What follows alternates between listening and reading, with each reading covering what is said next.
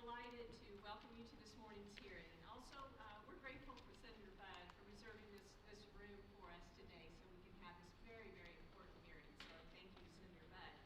The U.S. Commission on International Religious Freedom, or USCIRF, is an independent, bipartisan U.S. legislative branch agency created by the 1998 International Religious Freedom Act, or IRFA.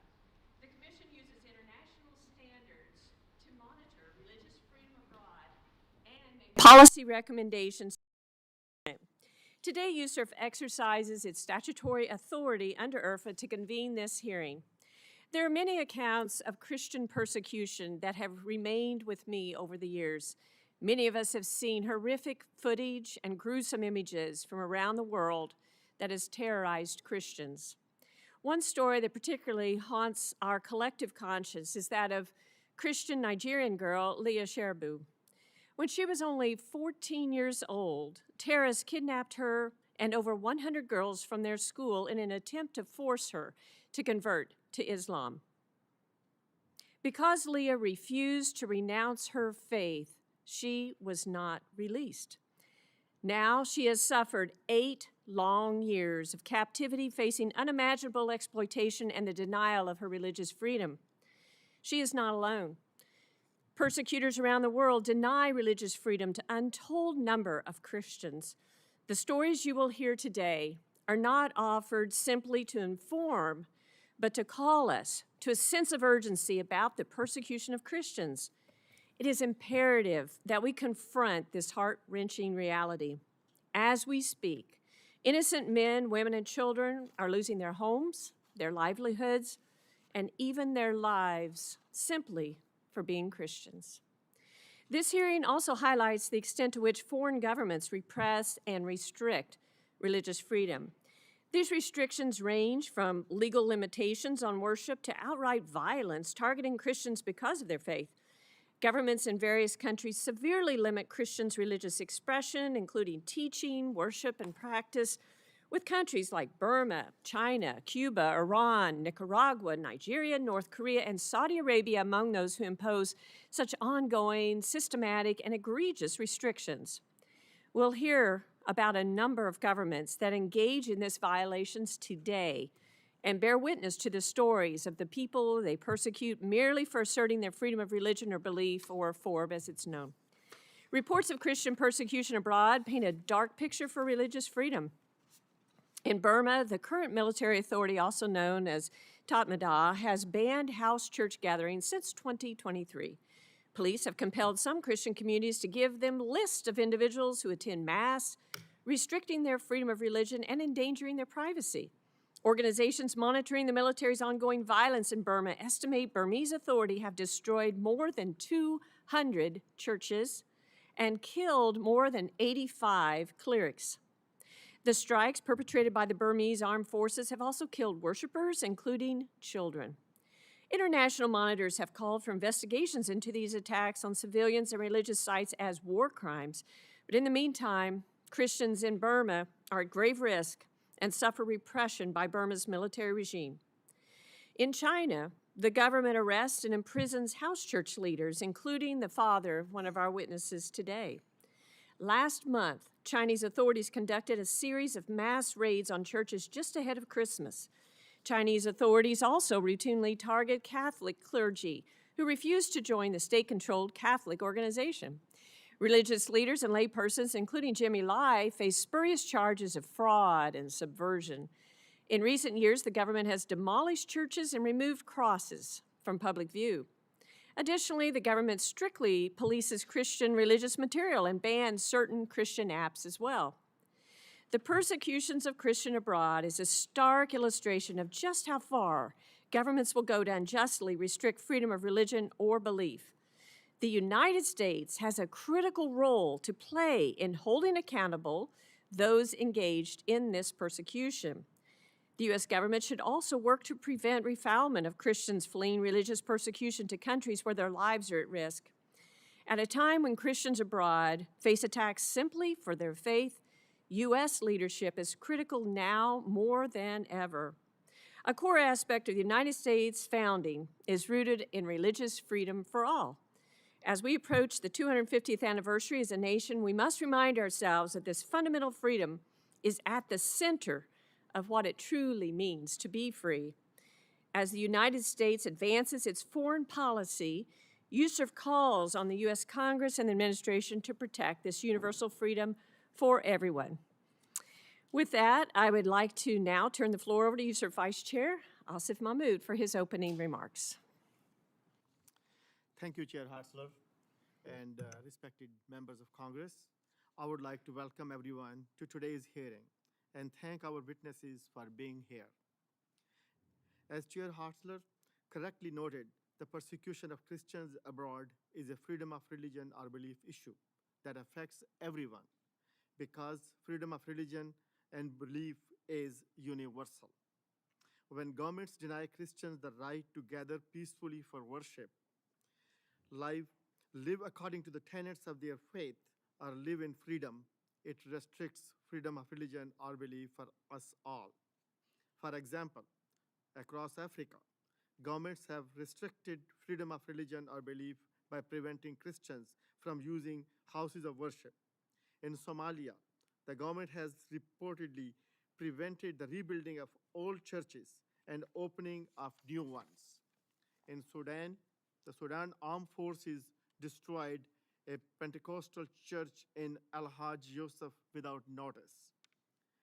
Non-state actors have brutally attacked Christians in Africa as well.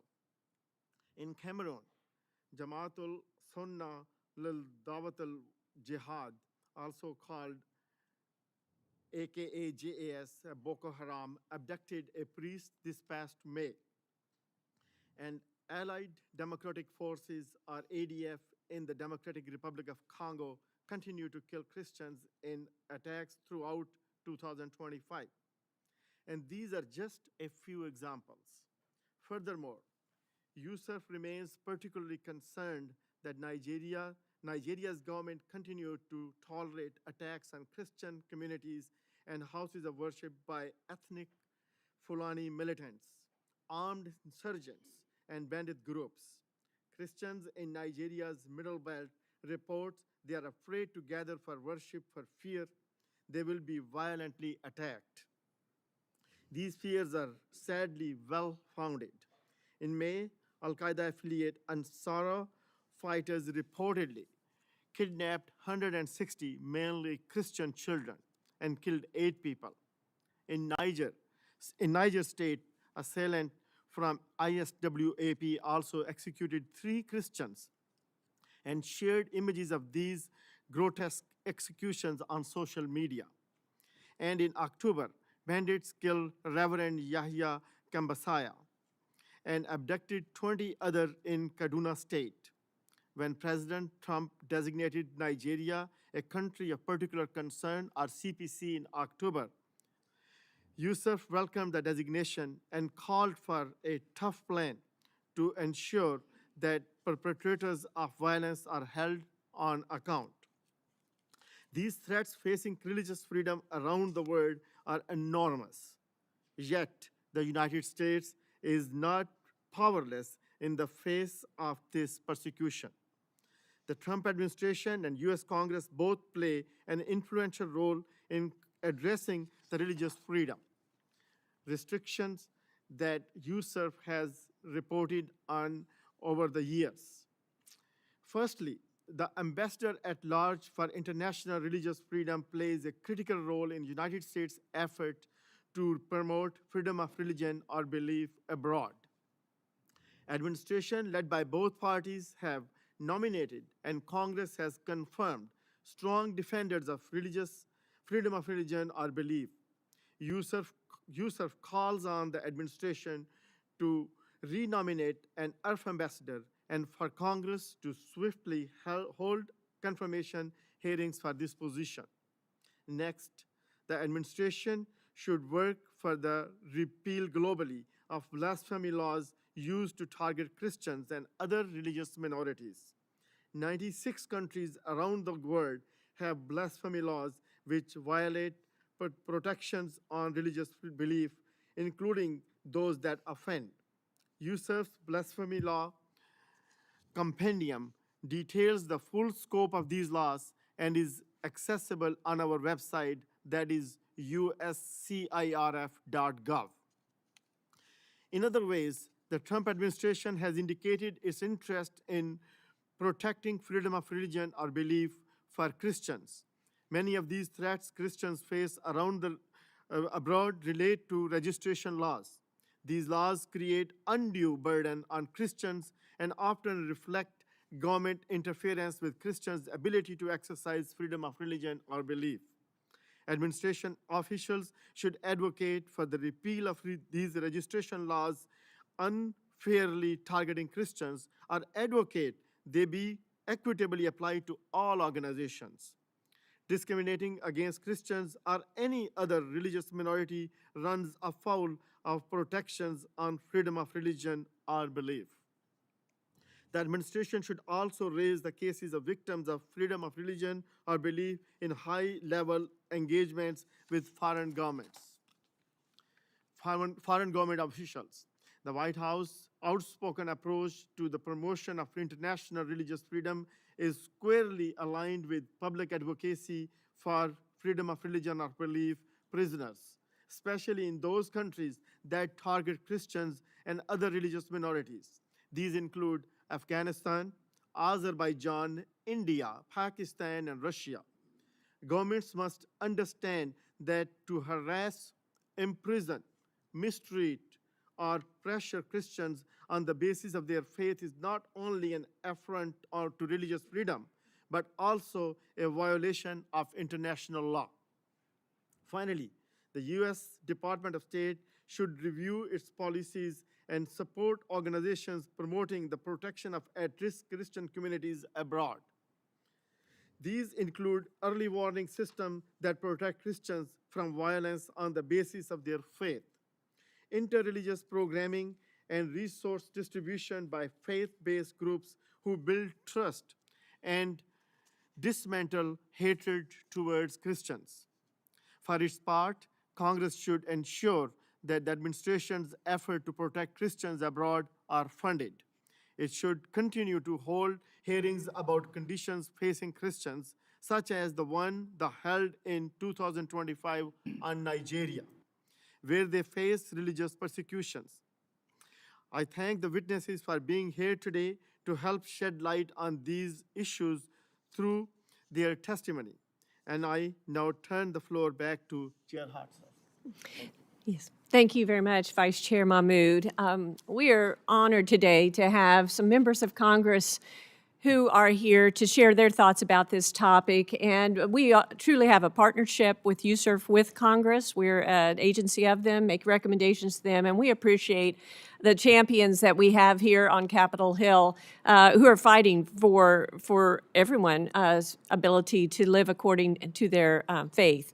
And so I wanted to introduce and give an opportunity for the two Congress members who are here now, and then we may have some others come in as well.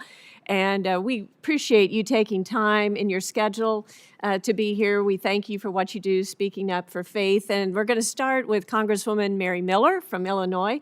And you can share from the podium there. Thank you so much, Congresswoman. Thank you, Chairwoman Hartzler, for the invitation.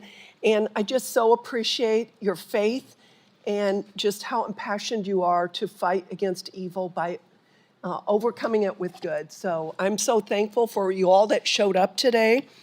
As a Christian, I am deeply concerned about the persecution of my brothers and sisters in Christ around the world. And not just since I came to Congress. When I was raising my children, we regularly read The Voice of the Martyrs and other literature so I could inform my children and we could pray for those that were suffering. When the International Religious Freedom Act passed in 1998, it allowed for more diplomatic and economic pressures to be placed on countries that persecuted religious minorities. Since 2009, the U.S. Commission on International Religious Freedom has recommended that the State Department designate Nigeria as a country of particular concern, or a CPC, due to their continued violent persecution of Christians. President Trump was the first to finally address these concerns by designating Nigeria as a CPC in 2020. President Biden was quick to revoke this designation in 2021. But President Trump redesignated Nigeria as a CPC in 2025. And actually, when the president of South Africa was here with President Trump, I messaged President Trump and I asked him to please not forget about the Christians that were suffering in Nigeria. Last month, President Trump took decisive action by striking ISIS groups in Nigeria responsible for the slaughter of Christians. China has also been particularly harsh in its persecution of religious minorities, including Christians. Since 1999, China has consistently been designated as a CPC by both Republican and Democratic administrations. In the fall of 2025, the Chinese Communist Party arrested Pastor Ezra Jin, founder of Beijing's Zion Church, in the largest arrest campaign against Christians in over 4 decades. To this day, we are still waiting for Pastor Jin's release. And I understand that Pastor Jin's daughter is here testifying. Thank you for your courage and your bravery speaking out for your father and for all persecuted Christians. And know that my family and I will be praying for you.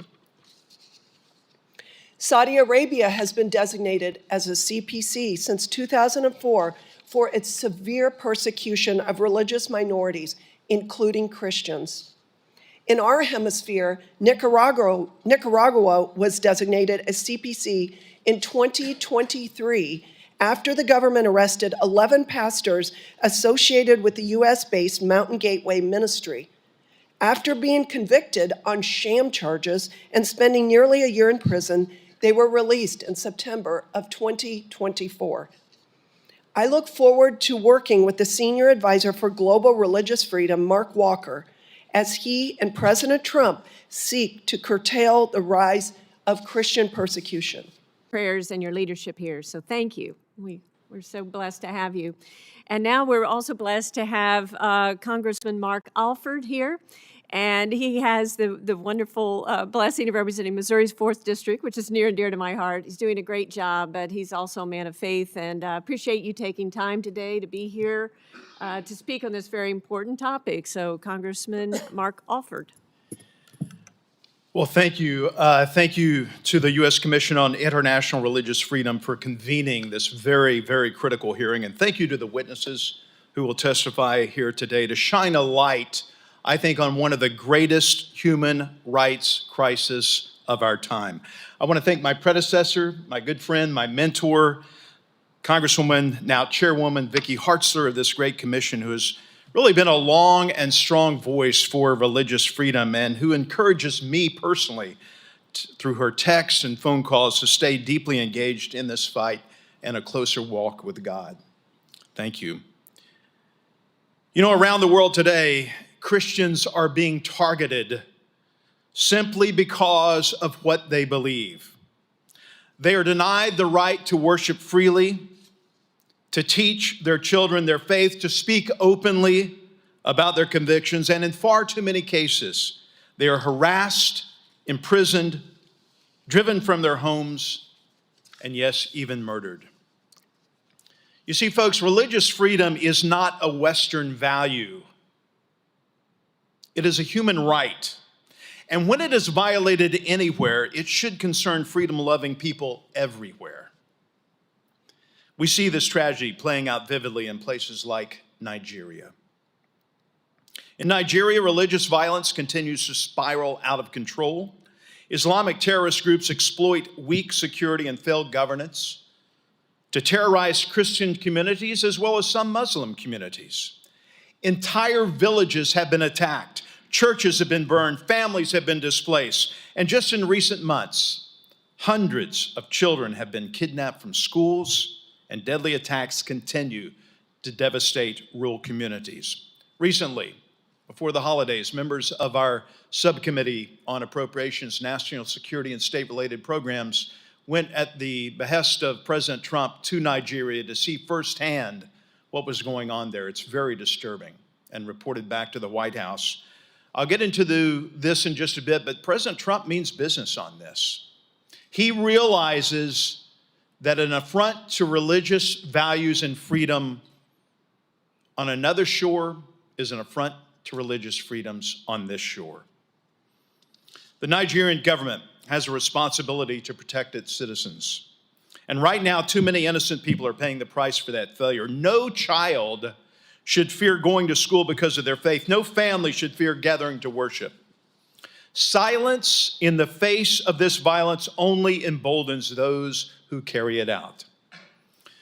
Just this past Christmas, President Trump, in his leadership and working alongside the Nigerian government, the U.S. took action against ISIS militants, terrorists, as I call them. They're not militants, they're terrorists, responsible for brutal violence in the region, as Congresswoman Miller pointed out. Our president sent a clear message.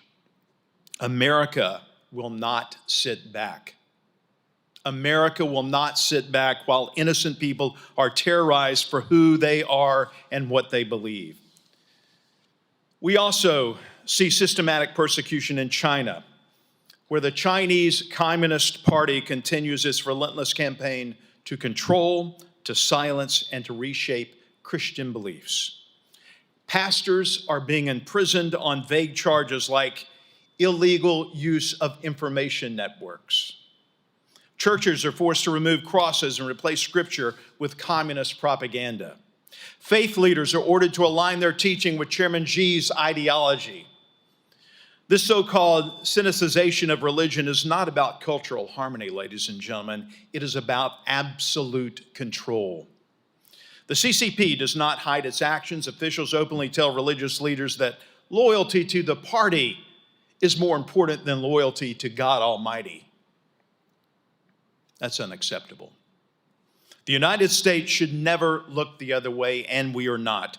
That is why Senator Ted Budd and I introduced the Combating the Persecution of Religious Groups in China Act. This legislation holds senior CCP officials accountable for religious freedom abuses. It strengthens America's efforts to protect persecuted faith communities. It reinforces China's designation as a country of particular concern, and it urges the international community to formally condemn these violations. Simply put, if you jail Christians, if you demolish churches, if you trample the basic human rights, there should be consequences. The Chinese people deserve better. Those in prison for their faith deserve access to medical care, legal counsel, and ultimately their freedom.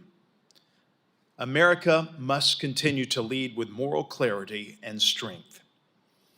I also want to point out that Congress and President Trump have made religious freedom a clear priority.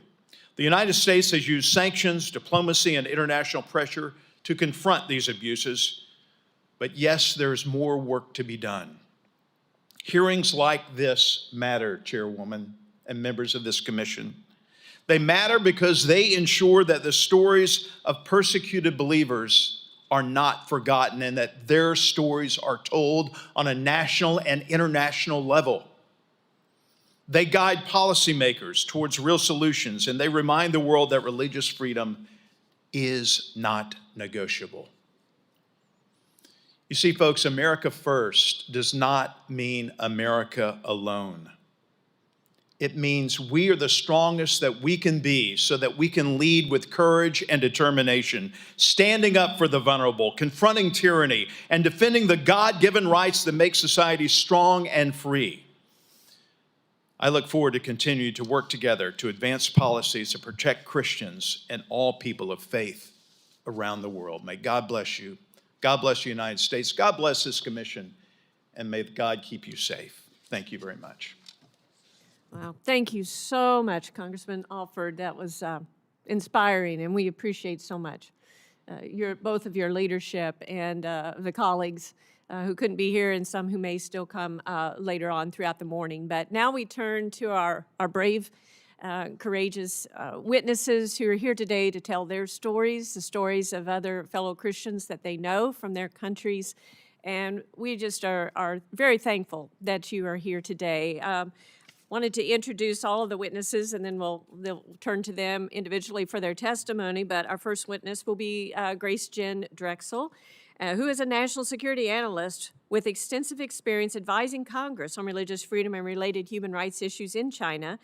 In October, Chinese authorities arrested her father, Pastor Ezra Jin Mingri, along with 30 Christian members of the Zion Church, which Pastor Jin founded. Then we'll hear from Ipik Hiduk. He's the founder of the Montagnard Stand for Justice. He advocates for Montagnard Christians in Vietnam who face discrimination and restrictions on freedom of religion and belief on account of their religious identity. Abdel Baki Saeed Abdo is a journalist and Christian from Yemen who was detained in Egypt for his peaceful religious expression. Then we'll hear, he has a video, but unfortunately the video isn't working, so that will be added to our website. And then we're going to hear from an anonymous pastor and member of the Shin community of Burma, currently residing in the United States. I will read his testimony, which is a horrific account of the Tatmadaw violence against Shin people. Then our next witness will be Nagede Tekmamariam from Eritrea. He is a Jehovah's Witness who conscientiously objected to mandatory military service on religious grounds, and for adherence to these religious beliefs, Eritrean authorities held Nagede in abysmal prison conditions for more than 25 years. Then we will hear from Dr. Rebecca Dolly, founder of the Center for Caring, Empowering, and Peace Initiatives and ordained minister of the Church of the Brethren. Dr. Dolly has worked to support Christian and other religious communities affected by Boko Haram in northeast Nigeria. After extensive threats from the group, Rebecca and her family left Nigeria and found safe haven here in the United States. Next, we'll hear testimony from Marta Patricia Molina, a Nigerian lawyer and researcher on the Catholic Church. Her statement will be read in English by Urila Saraz from the organization Nicaraguanes in El Mundo, Texas. Our next witness is Anika Maria Anthony, a lawyer and chief executive of the Voice Society. Ms. Anthony has represented many Christians charged in Pakistan with blasphemy. And our final witness is Pastor Nourida bin Benzin, former General Secretary of the Protestant Church of Algeria, or EPA. Algerian authorities have systematically targeted the EPA with church closures and have repeatedly failed to renew the group's registration on spurious grounds. After years of persecution, Pastor Benzid and his family fled religious persecution in Algeria and currently reside in the United States.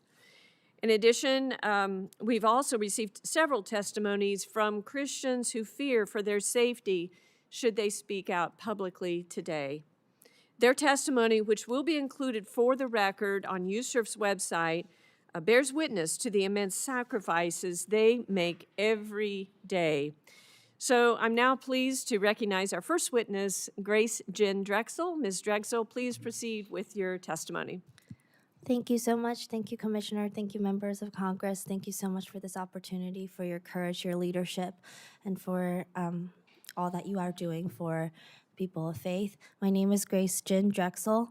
On October 10th, my father, Pastor Ezra Jin, was arrested by the Chinese authority along with 27 other pastors and church leaders from Zion Church. 18 total remain imprisoned. This crackdown represents the largest takedown of an independent Christian congregation in China since the Cultural Revolution, a sweep so brazen that it has drawn international condemnation, including from Secretary Marco Rubio. I urge the Chinese government to release all of these Zion Church members immediately and unconditionally.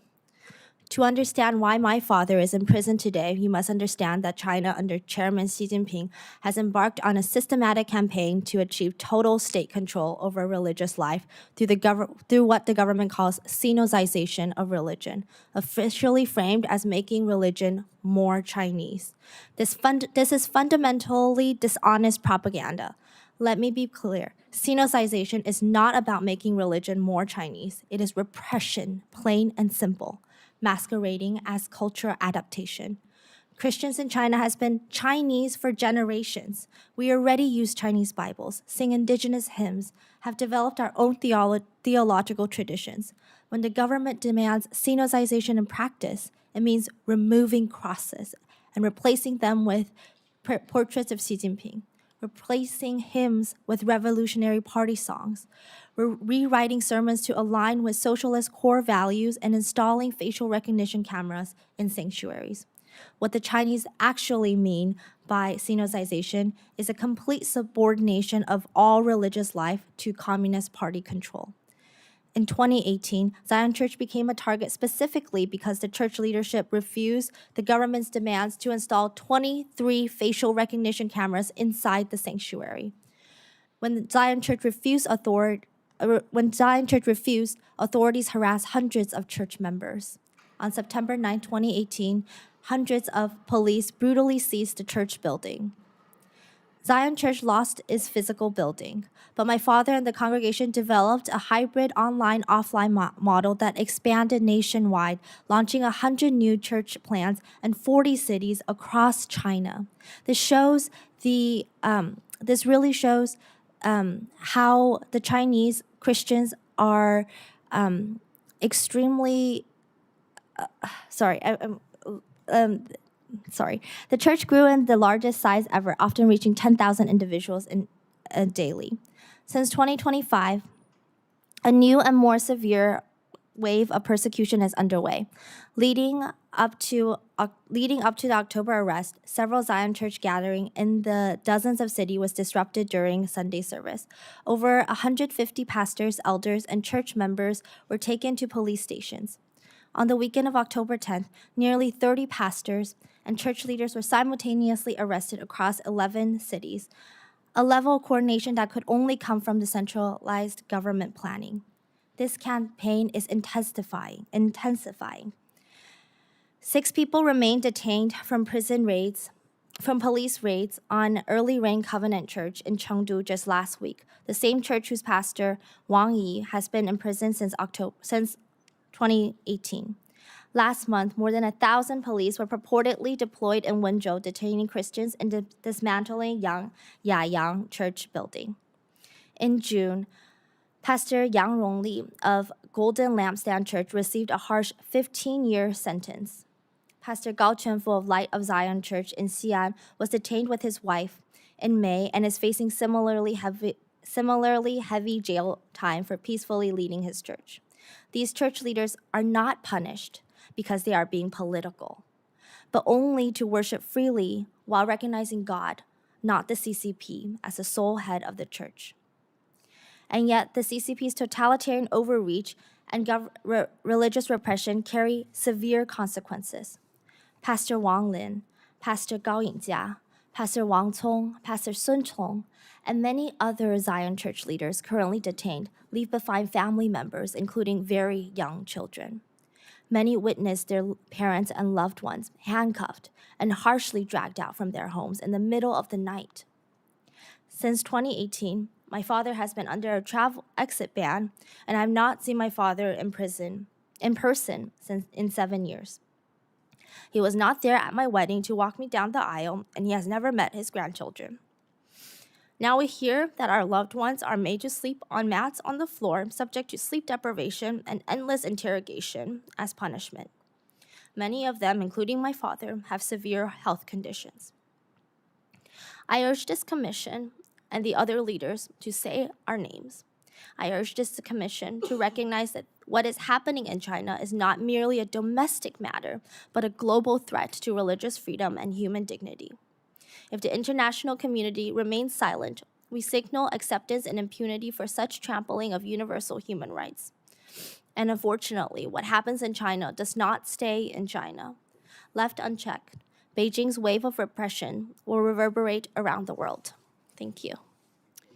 Thank you so much, Grace. Very powerful. Appreciate you being here so much, sharing those insights. Our next witness is Yi-Pik Hiduk from Montenegros, I'm not saying that right, I'm sure, Stand for Justice. So, Mr. Haddock, please proceed with your remarks. Good morning, everyone. My name is Ifrit Haddock. I am a Montagnal indigenous Christian from the Central Highlands of Vietnam. Thank you very much for giving me opportunity to testify regarding the systematic and escalating persecution of Montagnal people under communist regime. Since early 2024, following the illness of late General Secretary Nguyen Phu Trong, General To Lam, formerly the Prime Minister of Public Security, and now the General Secretary, has directed an intensified crackdown on Montagnal Christians under his leadership. The Ministry of Public Security has targeted unregistered house churches with unprecedented aggression. Those who refuse to cease their religious practices are subjected to arbitrary arrest and interrogation. When I was young, I have been targeted by state surveillance and arrested 3 times without justifications, just because of my identity as a minority indigenous person. Realizing I could not safely pursue my calling in my homeland to share the gospel to the people, the children, I decided to went to Cambodia to teach the stateless children in Cambodia. While I was in Cambodia, so I went to Thailand to attend to the human rights training. I thought that after the training, I would go back to my homeland to do the advocacy work and helping the children.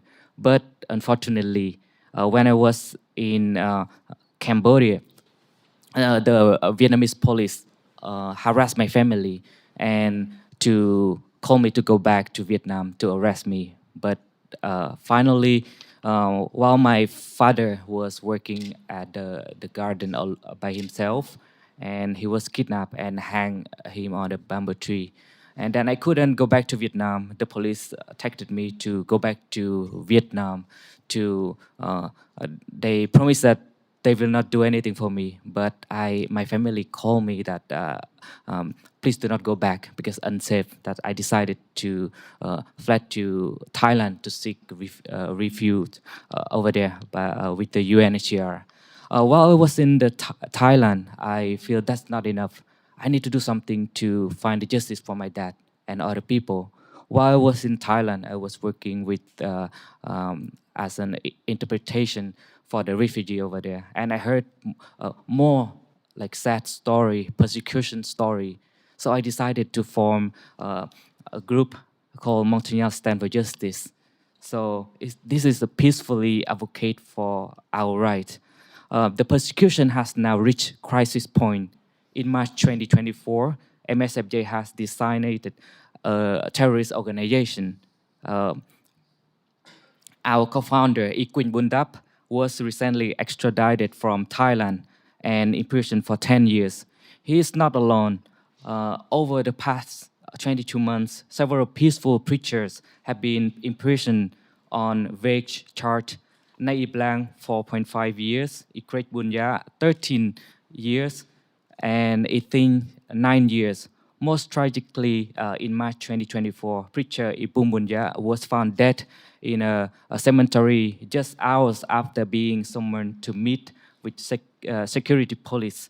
Furthermore, on December 29, 2025, the state-run media outlet VTV aired a fabricated confession from Iquin Bundap. VTV functions as a propaganda aim of a taller Ministry of Public Security with agent operation in the US under media visas.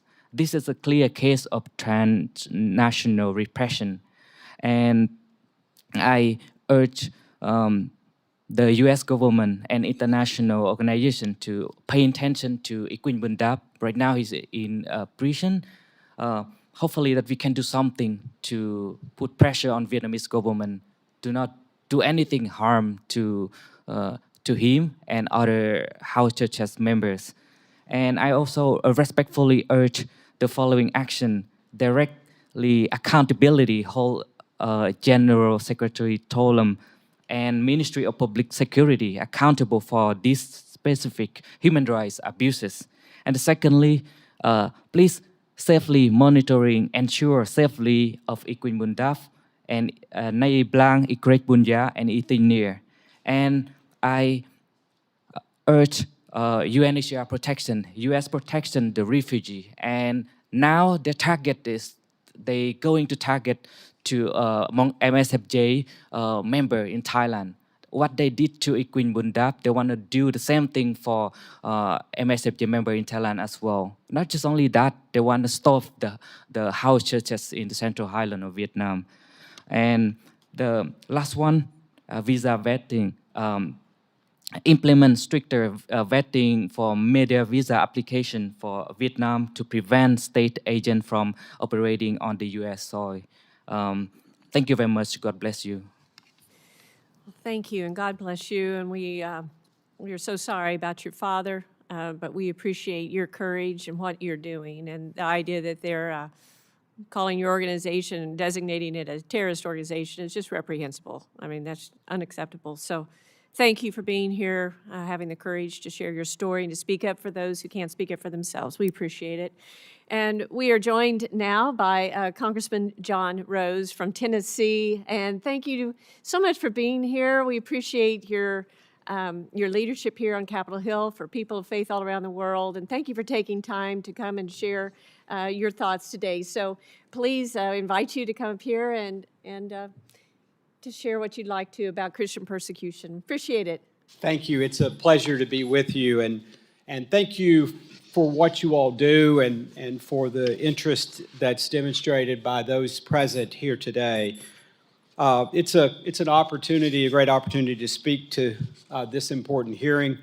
I am John Rose, and I have the honor of representing Tennessee's 6th Congressional District in the U.S. House of Representatives, serving in my 4th term, my 8th year in office, not running for re-election, headed home to Tennessee. But I want to begin today by commending the work that this commission does on behalf of Christians around the globe. Like many in this room, no doubt, I am a Christian. And I practice my faith and am so very grateful to live in a nation where I'm able to do that openly on a continual and daily basis, and to do so peacefully with my family.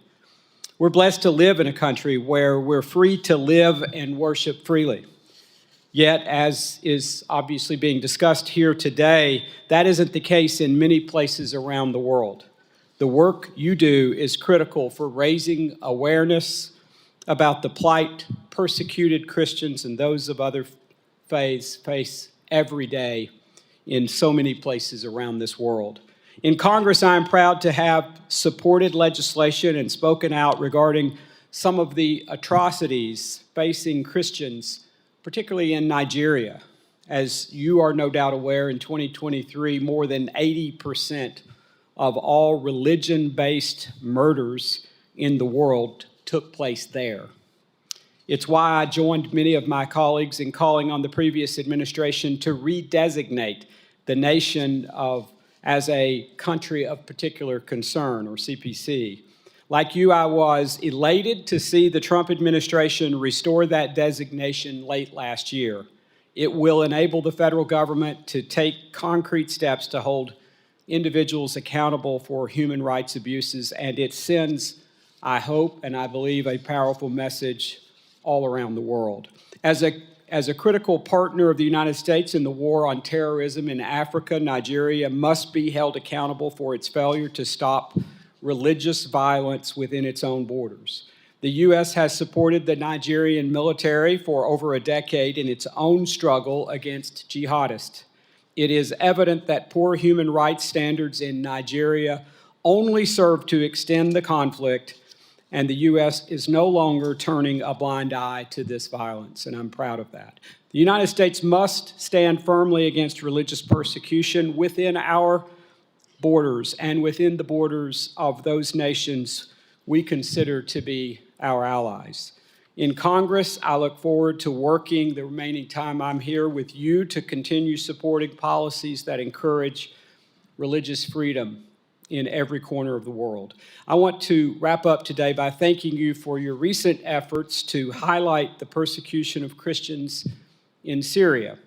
I am hopeful your most recent annual report will bring about meaningful policy changes and improve the lives of our brothers and sisters in Christ around the globe. We live in interesting and perilous times. And unfortunately, we see a rising tide of persecution. And we should be thankful in this country for the protections that we enjoy, but we cannot take them for granted here or anywhere else in the world. And I commend you for fighting to protect the liberties of individuals to worship as they see fit. Thank you for having me here today. Thank you for being here, and thank you for your great remarks. We appreciate all your support and leadership, and I'll say to both of you, thank you for your friendship, too. It's so good to see you. Appreciate it. Now I'm going to read the testimony from an anonymous pastor in Burma.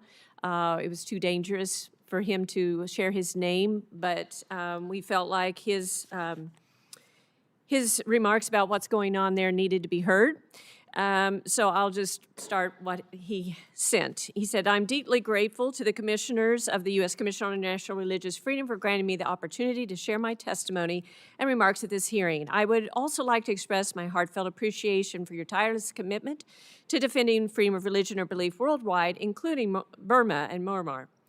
I am an ethnic Chin Christian from northern Burma. I have been a Baptist pastor for 16 years in a village where the Myanmar military, Tatmadaw, is stationed. 3 months after the 2021 military coup, the soldiers entered my home and searched every room, confiscated my computer and many of my religious books before burning them outside. They ordered me to stop all my religious activities, including preaching and worship. Tatmadaw also bombed our church twice and damaged 2 buildings. I came to the realization that soldiers were targeting religious workers and religious buildings. Baptist News Global rightly notes Christian churches are explicitly targeted with bombings, fires, and mass arrest in Burma, Myanmar. I fled to the forest about 4 miles away from the village along with all my villagers and church members. We built a shelter to live in and a shelter for worship as well. I led worship services, prayers, and preached to the internally displaced people in the forest. On Easter in 2023, we scheduled the worship service to begin at 9 a.m. Unfortunately, the military junta's jet fighter dropped bombs on our village, forcing us to cancel the Easter service. With my wife and 3 kids, we fled the military junta's persecution and legally arrived in the United States in August 2023. I am currently in the United States under temporary protected status, which has been terminated effective January 26 of 2026. My life is in extreme danger if I am forced to return to Burma as the Tatmadaw continues to rule the country with terror. The military junta seeks to legitimize its administration by holding elections. The junta leader, General Min Aung Hlaing, justified himself by claiming the election is free and fair. However, the Tatmadaw continues to imprison democratically elected President U Win Myint, State Councilor Aung San Suu Kyi, and many other leaders. Destroying of churches continues. Insecurity is widespread. Millions of people in Burma are still displaced, including my church members, without a house for living, a church to worship and pray, assistance for surviving, a school for learning, and hope for the future. They're holding on by a thread, struggling to survive even one more day. Christianity in Burma, Myanmar has been intentionally, structurally, and systematically discriminated against and persecuted since Prime Minister Unna's declaration of Buddhism as the state religion in 1958. The government of the Union of Burma, Myanmar, recognizes the special position of Buddhism in its constitution. Granting Buddhism legal status in the Constitution is understood as permitting it to marginalize other religions rather than to ensure equal standing within the Union. Allow me to highlight the recent violations of the Tatmadaw against Christians in Burma. He has 5 examples. One, on Christmas Day, just a few weeks ago, the Tatmadaw's jet fighter bombed and destroyed 7 houses in Minden Town, Chin State, Burma. According to the Burma Research Institute's statement on December 31st, the main reason for the bombing was that the military regime believed that many people were gathering to celebrate Christmas in that church. On November 19th of last year at midnight, the Tatmadaws fighter jets dropped bombs twice on Thuklek village in Chin State, Burma, and the Assembly of God Church, and the school were destroyed. The Burma Research Institute has documented. In November, also, the Tatmadaw entered Taegon Baptist Church, Kole Township, Sagan region, and confiscated church properties, sound systems, including speakers, a piano, guitars, 2 engine generators, hymn books, and Bibles. None of the Taegon villagers and the church members have been able to return home. The church's senior pastor informed me of the updates. On November 30th of last year, an ethnic Chin Christian pastor, Po Min Lin, was arrested in Yangon and sent to military training by the Tatmadaw. It is not only an assault on an individual, but also an intentional abuse of the fundamental principle of religious liberty and a systematic violence against religious freedom to force this pastor to enter the military. After the 2021 coup, by citing Chin Human Rights Organization, Vatican News reports on April 11th, 2025, that at least 107 religious buildings, including 67 churches, have been destroyed in Chin State by army bombings. Although the exact number of damaged, destroyed churches and other religious buildings is unknown, this number is undoubtedly increasing. The situation in Burma has grown increasingly dire, showing no signs of genuine improvement. Therefore, with great honor, I would like to urge the United States to continue to support Christians in Burma and to protect their religious works in the USA. Okay. Our next witness is Negede Teklemariam. Negede, I welcome you to share your remarks. Thank you, commissioners, staffs, and as advocate, I appreciate this opportunity. Speak a little more directly into the microphone. Okay, thank you. Thank you, commissioners, staffs, and respected advocates. I appreciate this opportunity. My name is Negede. I spent over 26 years in prison in Eritrea, not because I committed a crime, but because I am one of Jehovah's Witnesses. While imprisoned, I was frequently subjected to torture. Over 30 years ago, the president banned Jehovah's Witnesses in Eritrea and revoked our citizenship. On September 17, 1994, soldiers came to my home in Asmara in the middle of the night and dragged me away in my pajamas. For many years, I was kept in an overcrowded all-metal cell. During the day, the metal walls were so hot, they would burn our skin. At night, we froze. We had no medical care, not enough food, and were forced to work hard. We had to use the bathroom outside, like animals. I was never charged with a crime, never taken to court, and never knew when I might be released. The worst part was when the soldiers tried to force me to give up my faith. One night, soldiers threw me into a hole and told me I would be killed unless I joined the military. But I could not betray my faith. They then buried me in a burning hot sun up to my neck. They fired shots near my head and said another prisoner had already been killed. I survived, but others did not. I was released in December 2020, along with 27 others. But Jehovah's Witnesses in Eritrea continue to be put in prison, tortured, and pressured to give up their faith.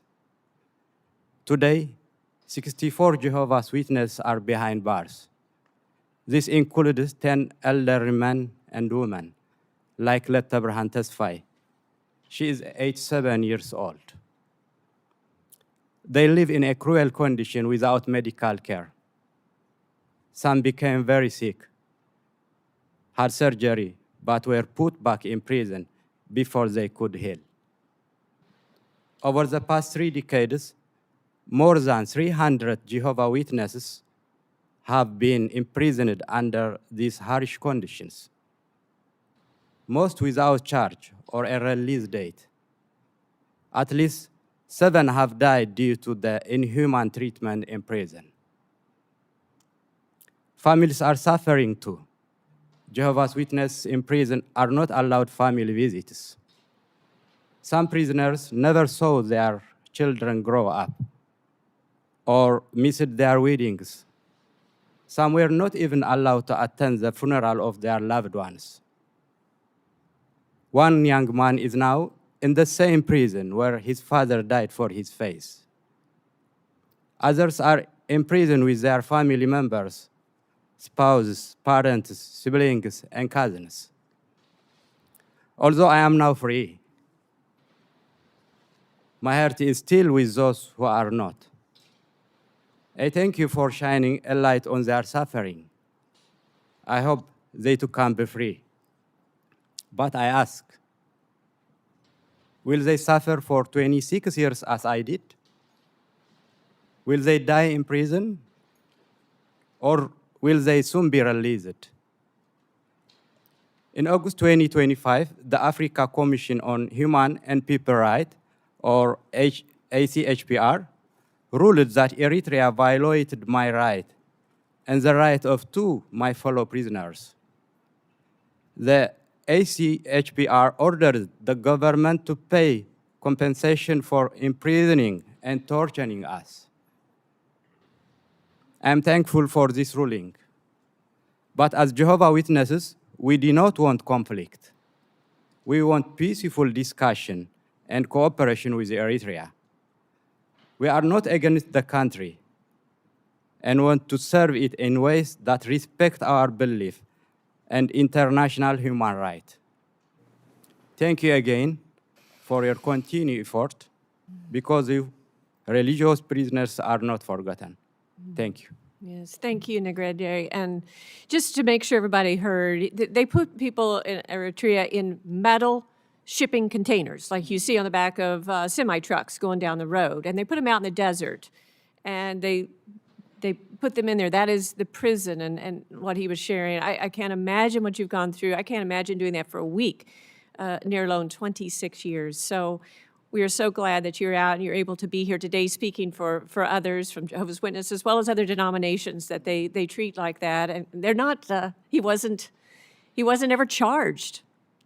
He wasn't even, had to go to court. I mean, this is just unacceptable. And so we appreciate so much you being here today, your courage. And we now turn to our next witness, Dr. Rebecca Dolly of the Center for Caring, Empowerment, and Peace Initiatives. So thank you very much for what you do. Thank you for sharing with us your work in Nigeria and what you see. So thank you, Dr. Dolly.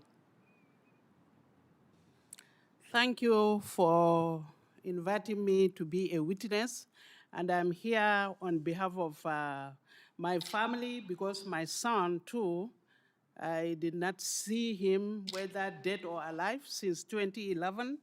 And this woman and numerous people, 53 women only, but 311 people died. So in my testimony, one person, one woman, like 10 family members or more died. So thank you again for inviting me. The radical militant Islamic group, Boko Haram, has brutally terrorized northern Nigeria since 2003. The survivors suffer trauma and face challenges threatening their survival. And they cannot get basic needs, such as food, shelter, and healthcare, income, everything destroyed. From 2011 to present, my organization, Center for Caring, Empowerment, and Peace Initiative, CEPI, has provided aid to more than 2 million people and in area affected by Boko Haram. And most and even to the family of Chibok girls. Both Christians and Muslims are suffering in the hands of Boko Haram. Survivors at our aid distribution site were invited to share their stories. And these stories from 6,238 first-hand account of Boko Haram violent and inflicted trauma, we analyzed a random one-third, documenting 7,137 deaths and 680 adoption. In our memorial garden, SEPI has engraved the names of 160,000 murdered, and we still have over 200,000.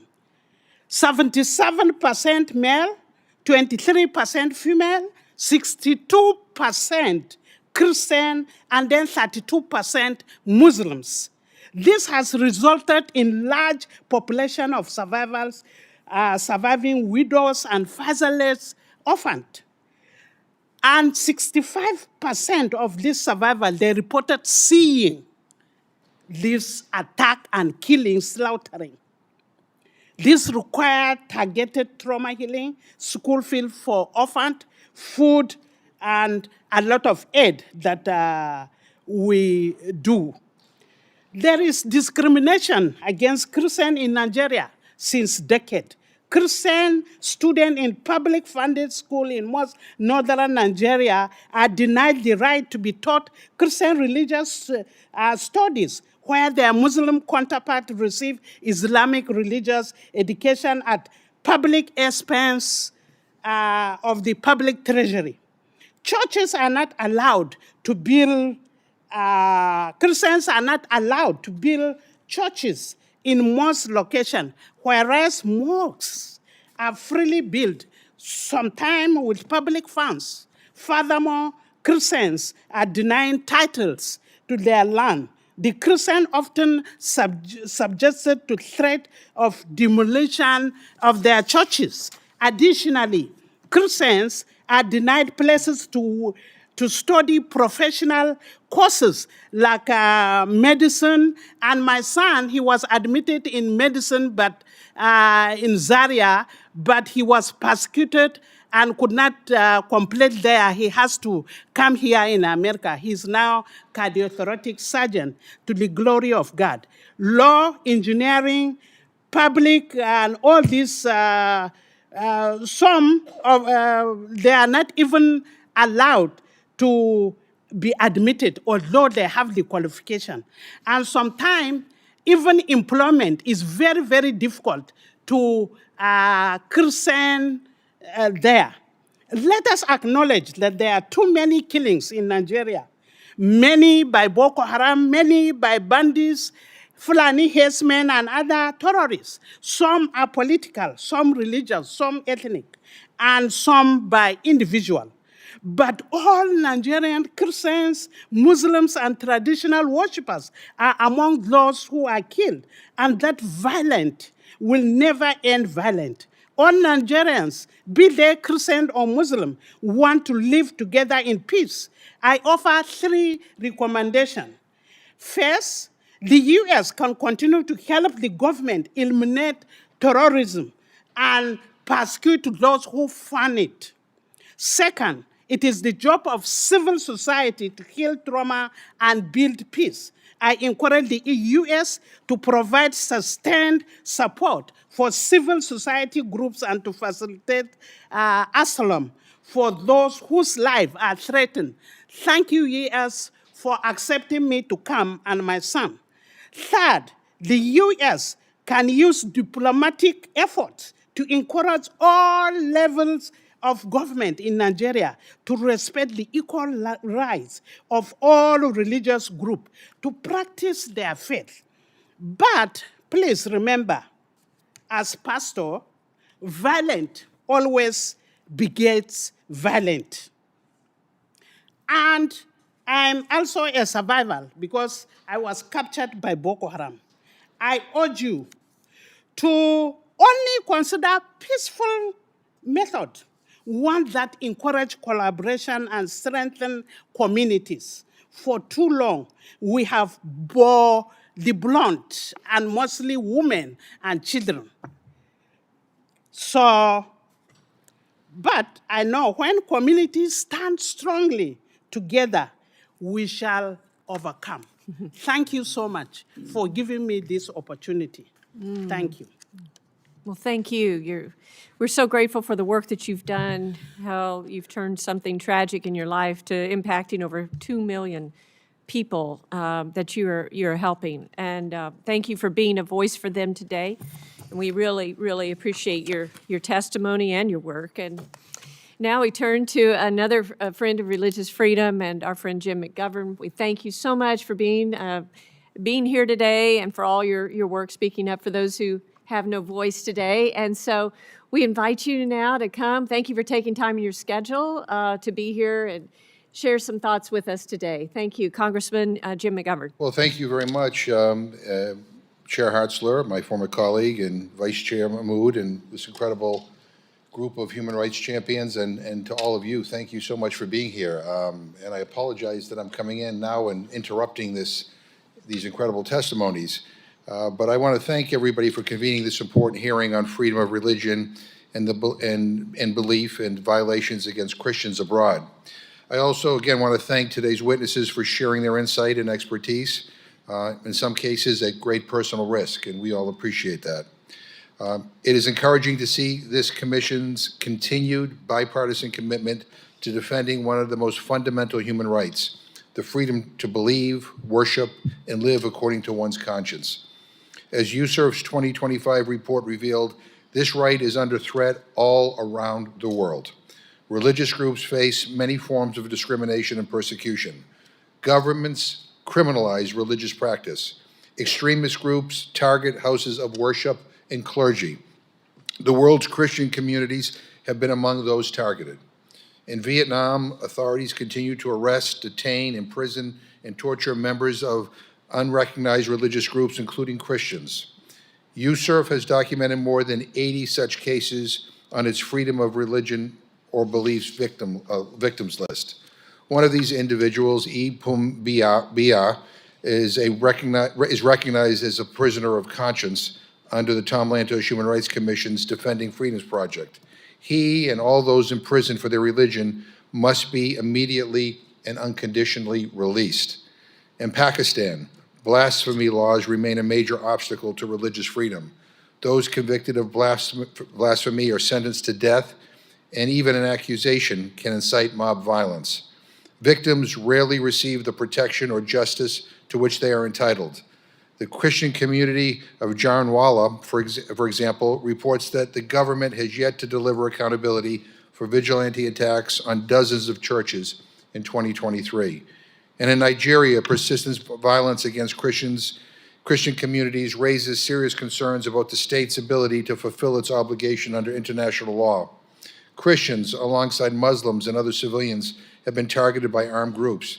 And I was horrified by the abduction of hundreds of students and staff last year from a Catholic school in north-central Nigeria. And it is heartening that the victims have been released, but their abductors have yet to be held accountable. USCIRF has recommended that these countries and several others be designated by the State Department as countries of particular concern. And I commend Secretary Rubio for following this recommendation with respect to Nigeria and urge him to bring the State Department's CPC list into full alignment with USCIRF's recommendations. I also believe it is critical that U.S. engagement on matters of international religious freedom occurs in tandem with efforts to promote the full spectrum of internationally recognized human rights. Human rights are indivisible and interdependent. When governments take aim at freedom of thought, conscience, and religion, other rights are put at risk. Likewise, when the promotion of religious freedom is decoupled from the promotion of other rights, our efforts are less effective. Addressing violations against Christians worldwide requires a holistic, rights-based approach, And this means consistently raising freedom of religion or belief and related rights in bilateral dialogues, multilateral fora, and security partnerships, and supporting international human rights mechanisms that produce credible reporting, monitor compliance with standards, and promote accountability for violations. And this also means the treating persecution of Christians with no more or no less relative attention than any other community of believers or non-believers. Any appearance of favoritism in our government's policy undermines the larger effort to promote religious freedom, including that of Christians.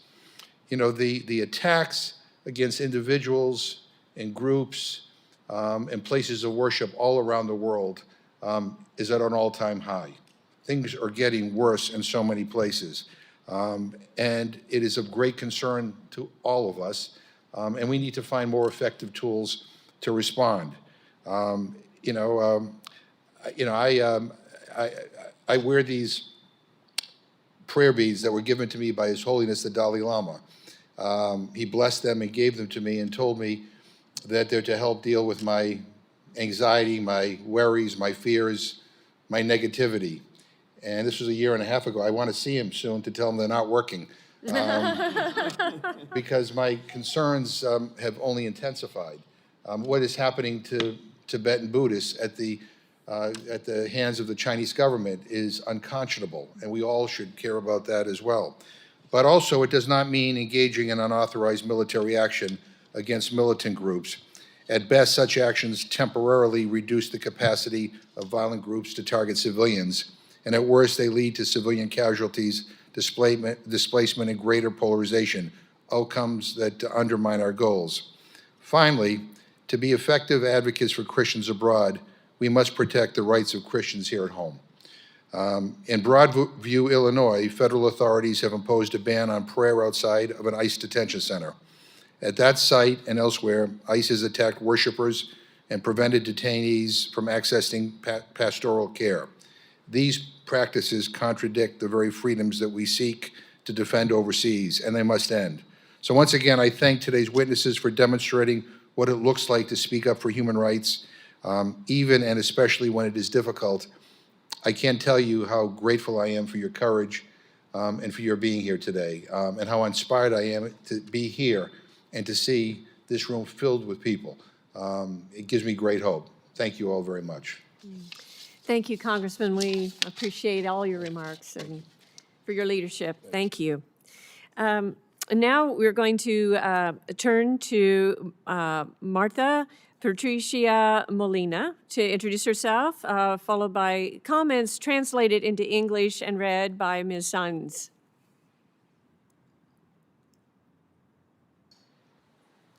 Good morning. My name is Marta Patricia Molina. I'm from Nicaragua. Thank you. Thank you.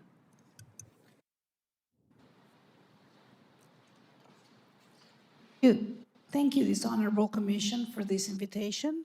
I'm Marta Patricia Molina from Nicaragua, Central America. I'm the author of the published study, Nicaragua, a Persecuted Church, and a coordinator for Nicaraguans in the World, Texas. I'm grateful for this opportunity to share the systematic and non-relenting persecution that Nicaraguans are suffering.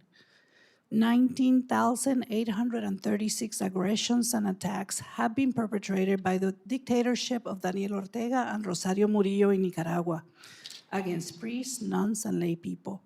I have documented each of them since April 2018. The lack of religious freedom has profoundly limited the pastoral work of priests. They're literally forced to be careful about how to proceed when they preach for fear of being imprisoned or exiled. Nicaragua is a country with a history of being predominantly Catholic and evangelical Christian. Nicaraguans live in fear because of the aggressiveness with which the dictatorship acts. They have arbitrarily closed 13 universities and institutes. With hatred, they have shut down centers for young people who were studying to become priests. 304 priests and nuns have been exiled from Nicaragua. There are many expelled or prevented from entering the country. Today, 1 priest has house arrest in Nicaragua. 9 out of 10 priests and nuns are Nicaraguans. The Ortega and Murillo regime also denies consular services to priests who are outside of the country carrying out pastoral missions, leaving them in a stateless condition. They deny them of the processing of their passports and copies of their documents, such as birth certificates. There are dioceses in Nicaragua that are surviving only with 30% of their priests. As a consequence, communities in the interior of Nicaragua see their religious practices limited. They can no longer go to confession regularly. There are not enough priests in the country to attend to them as there was before. Nicaraguans in general are spied on by Nicaraguan police and their paramilitaries who attend all churches and temples with phones to take photos and videos to put into facial recognition systems of those attending masses and religious services.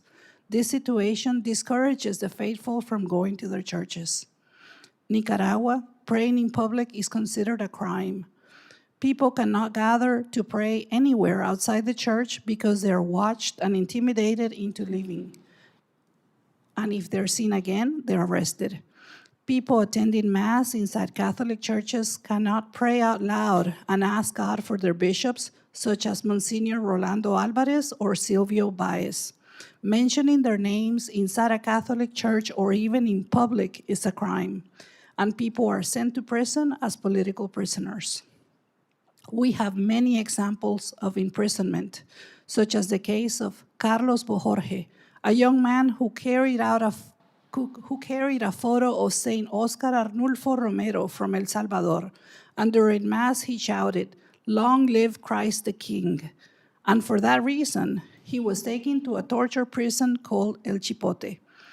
We also have the case of a choir member who was imprisoned simply for sharing a video of himself singing at Mass, and because I published a video and he shared my post on Facebook. In Nicaragua, family members are forced to deny their own family or face severe persecution, such as the case of a priest's sister-in-law who was forbidden to mention his name in public or she would be arrested. In Nicaragua, altar boys from different dioceses, all minors, are harassed and monitored by the National Nicaraguan Police and forced to sign documents whose contents they do not understand. Their parents are harassed and threatened with imprisonment if they speak to the media. The persecution in Nicaragua has not ended. The Nicaraguan dictatorship prohibits the entry of Bibles into Nicaragua and also controls the workshops where the images that Catholics use for veneration are made. They demand that the artisans provide the names of the people who buy the images and the amounts spent on each purchase. Immigration authorities break and discard religious images and articles such as rosaries that Nicaraguans and tourists try to bring into the country. What more can we do for Nicaragua? We have already engaged in dialogue, applied pressure, and issued threats. But the dictatorship remains intact and stronger than ever, thanks to its three armed branches, the Nicaraguan National Army, the National Police, and the paramilitaries.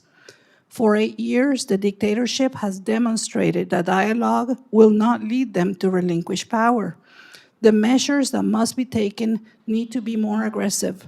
Sanction the army, impose direct economic sanctions, bring Daniel Ortega, Rosario Murillo, and their collaborators before international justice, and prosecute them for crimes against humanity. This year has proven that it is possible.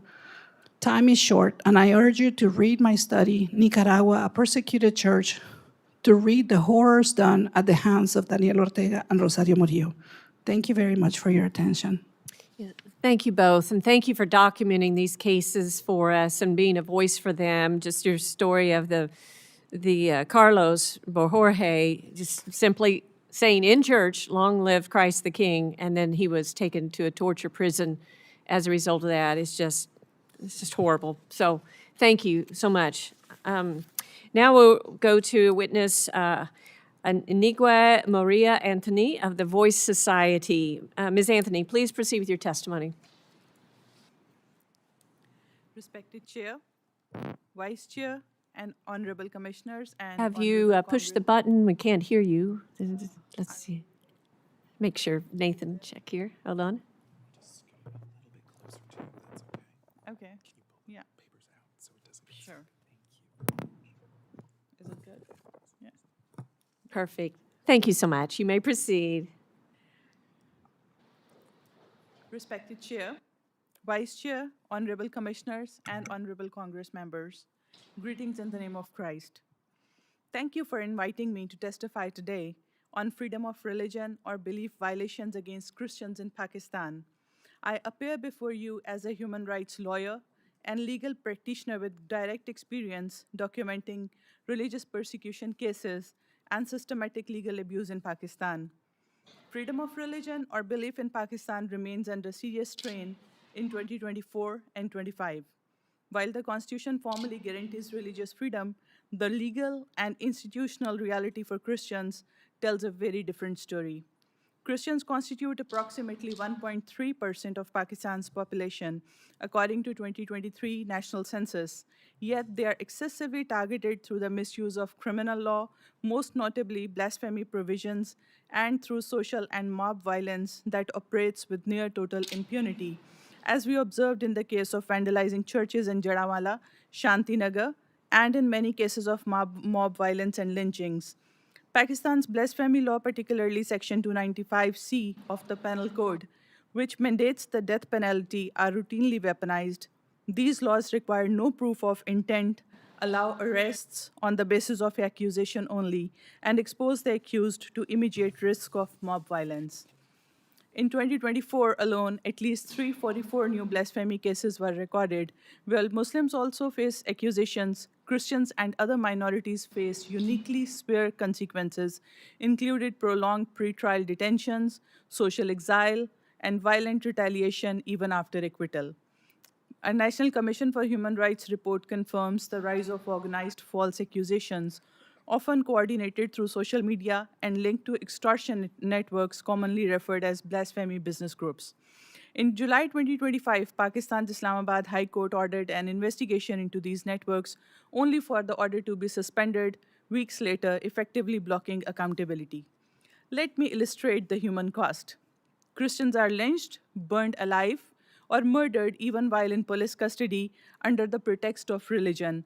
Yet no one is held responsible for these killings.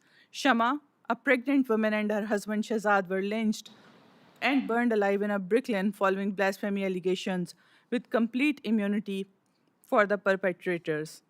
In August 2025, police in Lahore arrested Nadeem Masih, a 49 years old blind Christian, on blasphemy charges punishable by death.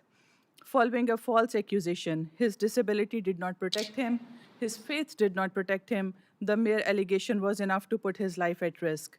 Blasphemy accusations also intersect with forced conversions and child marriage. Christian girls are abducted, coerced into conversion, and married to their abductors, often with court legitimizing these acts, despite clear violations of domestic and international law. Between 2021 and 24, at least 137 Christian girls were documented as victims of forced conversion and forced marriages. Most were minors. In 2025 alone, cases such as a 13-year-old Maria Shehbaz in Lahore demonstrate how courts continue to fail Christian children. The result is climate where accusation equals guilt. Due process collapses under religious pressures. Victims are punished, not protected. Pakistan is a state party to ICCPR, yet these practices violate the right to life, freedom of religion, free trial guarantees, and child protection norms. My full written submission, which I respectfully submit for the record, provides detailed legal analysis, statistics, and documented cases. I urge USCIRF to continue designating Pakistan as a country of particular concern, press for suspension and reform of blasphemy laws, demand accountability for false accusers and mob violence, prioritize protection for Christian victims, especially women and children. Thank you for your attention and your continued leadership on international religious freedom. God bless you. God bless you. Thank you for sharing those stories of what's going on in Pakistan and the mob violence. Appreciate it. And our final witness is Pastor Noureddin Benzid, former Secretary General of the Protestant Church of Algeria. So, Pastor Benzid, I invite you to share your remarks now. Thank you so much for your invitation, and Happy New Year for everyone. So I am happy that I can have this opportunity to share about the situation of the Christians in Algeria. So my name is Nordin Benzit. I am a pastor from Kabylia, Algeria, and I was born and raised in a Muslim family. So in June 1993, my life changed forever when I met Jesus. Through him, I found truth, hope, and salvation. From that moment, my faith became the center of my life, even though I know that following Christ in Algeria would not be easy. In 2004, I founded the Spring of Life Church in Makuda, in the province of Tizi Ouzou. Our church grew, and many people came to faith despite the difficult environment, because they came from Islam to Jesus. So in 2019, I was elected General Secretary of the Algerian Protestant Church Association, a position that I held until 2021. So in 2019, the government closed our church, which was at that time like the second largest church in North Africa, with around 700 members, as all the churches in Algeria. So I will try to summarize the situation since 2006 until today, about the situation now, because all the churches are closed. The 47 churches closed, only the office of the Algerian Protestant church, which is like an umbrella, like a protection, if I can say that, between the government and the church. But so I will summarize in 5 points the situation. So the following points or evidence demonstrate a systematic policy of restriction, surveillance, and repression exercised by the Algerian government against its Christian citizens, particularly Protestant communities, since 2006 until today. These measures collectively reveal an official intent to control, criminalize, and marginalize non-Muslim religious practice in violation of internationally recognized standards of freedom of religion or belief. So the first point is the ordinance number 0603 of February 28, 2006. In this date, the Algerian government enacted the ordinance number 0603, which fixed the conditions and rules for the exercise of worship other than Muslim. Although presented as a regulatory framework, this ordinance has been used in practice as a tool of repression. This is what happened today, allowing authorities to deny registration to evangelical churches or Protestant churches, criminalize improved religious gatherings, prosecute pastors like myself and other pastors and believers for peaceful worship, shut down places of worship on vague administrative grounds.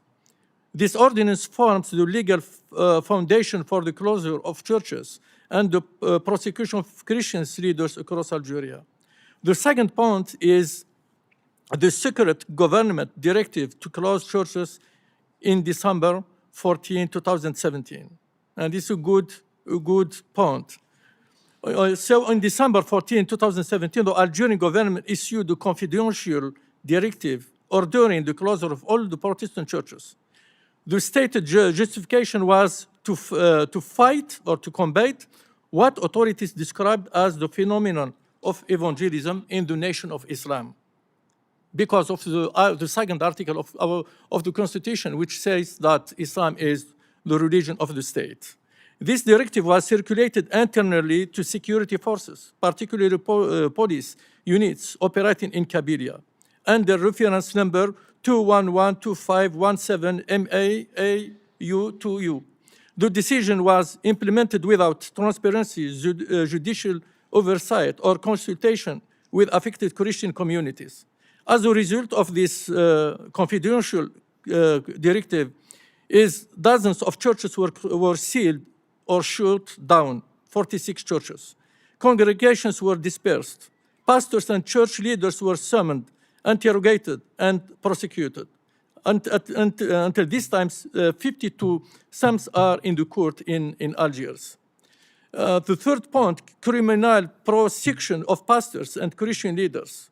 Algerian Christian pastors and leaders have been charged under Article 246 of the Algerian Penal Code, which means that it's between 1 and 18 months jail. And the second article, which is more harder than the first, is Article 87 bis, which is an article originally designed for terrorism related for offenses. But now this article is, the government is using this article against Christians. The fourth point is official statement denying religious pluralism, like in May 6, 2021. In this date, Abdullah Ghulamullah, President of the High Islamic Council and former Minister of Religious Affairs, and I have met 3 times this president, publicly declared that an Algerian can only be Muslim. This is what he said. An Algerian can only be Muslim. This statement reported by the French newspaper Le Monde reflects an official ideological position that denies the legitimacy of Algerian Christians' identity and contradicts Algeria's constitutional and international commitments to religious freedom. Such rhetoric reinforces discrimination and legitimizes repressive policies against religious minorities. The last one is government organized conference on freedom of worship, December 3, 2024. On December 3, 2024, the Algerian government organized a conference titled Freedom of Worship is guaranteed within the framework of respect of the law. The conference included high-profile international and religious figures, notably John Paul Vesco, he was Archbishop of Algiers, the Catholic Church there, and Elizabeth Moore Oben, United States Ambassador to Algeria. They were in this conference. However, Algerian Christians themselves, the primary group affected by church closures, persecution, and repression, were not invited by their own government. Pastor, are you about wrapping up here? We need to wrap up. Are you almost done? Okay, thank you. So this deliberate exclusion and the cost of government, a refusal to recognize Algerian Christians as legitimate in discussion concerning religious freedom and illustrate their systematic marginalization. Thank you for listening, and God bless you. Well, thank you for sharing and laying out so clearly what's going on in Algeria and the attack on pastors and churches and the laws that they're using. You did a wonderful job. We appreciate you being here and sharing that. And we are honored to have 3 more members of Congress, 1 in the House and 2 senators, join us today. We appreciate your leadership so much. We've had a wonderful hearing, just so you know. We have many courageous Christians from around the world who have just completed their testimony. We have a representative from Eritrea.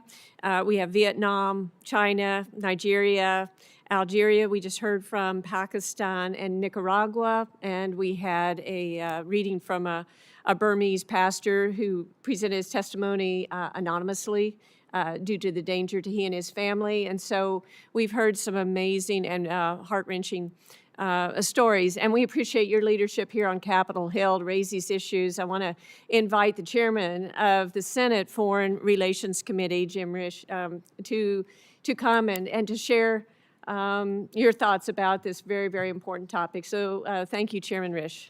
Well, thank you, Madam Chairman, and thank you for having me here today to say a few things. And I would be remiss if I didn't acknowledge my colleague and good friend, Senator Budd, who's a real leader on this issue in the United States Senate, and I'm proud to work with him on this really important issue.